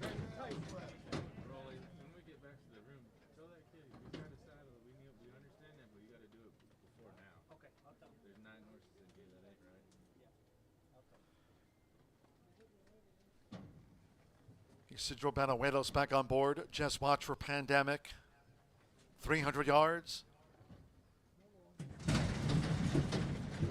Now they're getting fractious and they're waiting for Just Watch for Pandemic. All in. And they're off.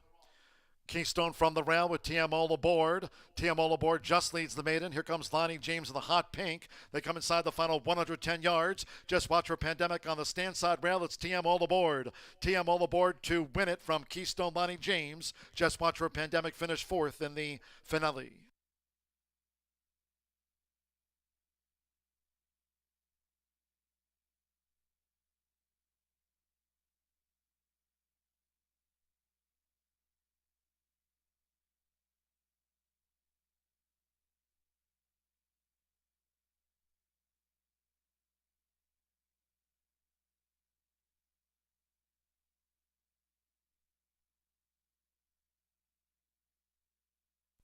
Two TM all aboard at 10-1 first. It is a photo for second.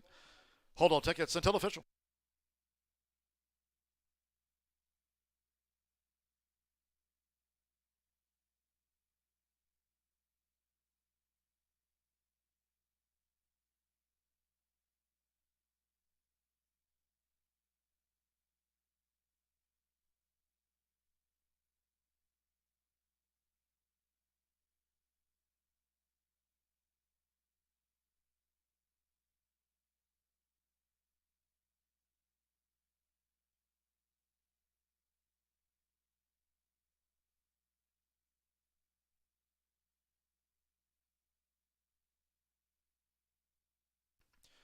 Result of the photo finishing second was the Ford Lonnie James at 30-1.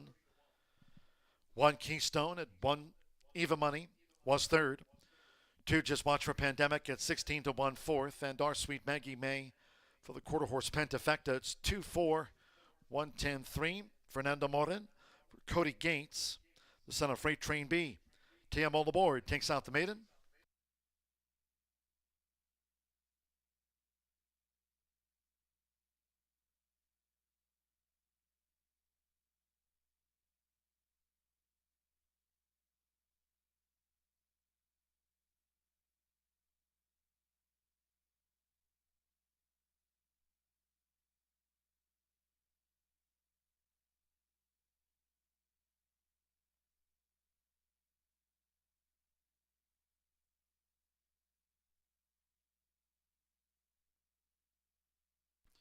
15.70 for the 300 yards.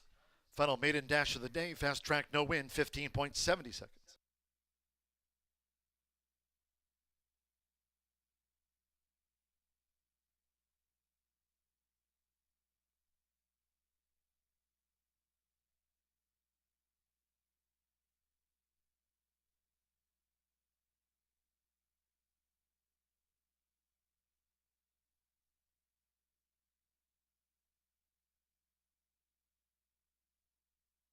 Result official.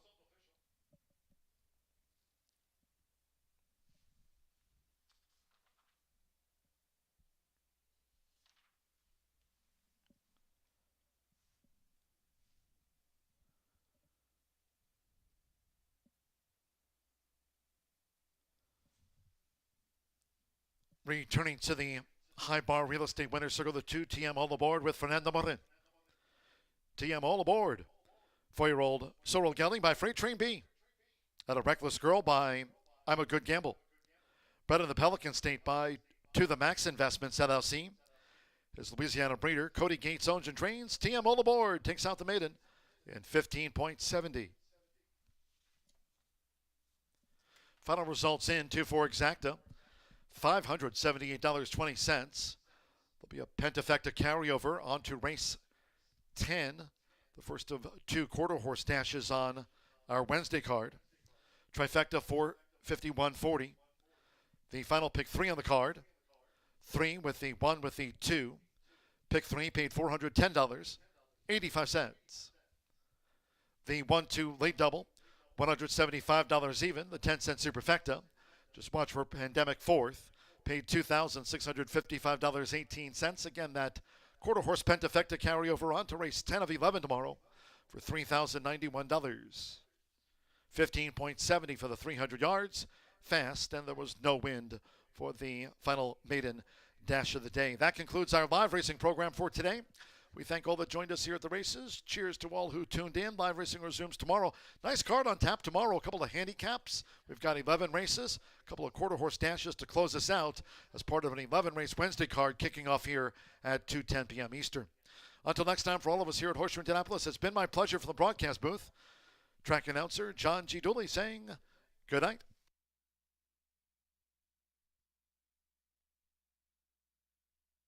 All in. And they're off. Keystone from the rail with TM all aboard. TM all aboard just leads the maiden. Here comes Lonnie James in the hot pink. They come inside the final 110 yards. Just watch for Pandemic on the stand side rail. It's TM all aboard. TM all aboard to win it from Keystone Lonnie James. Just watch for Pandemic finish 4th.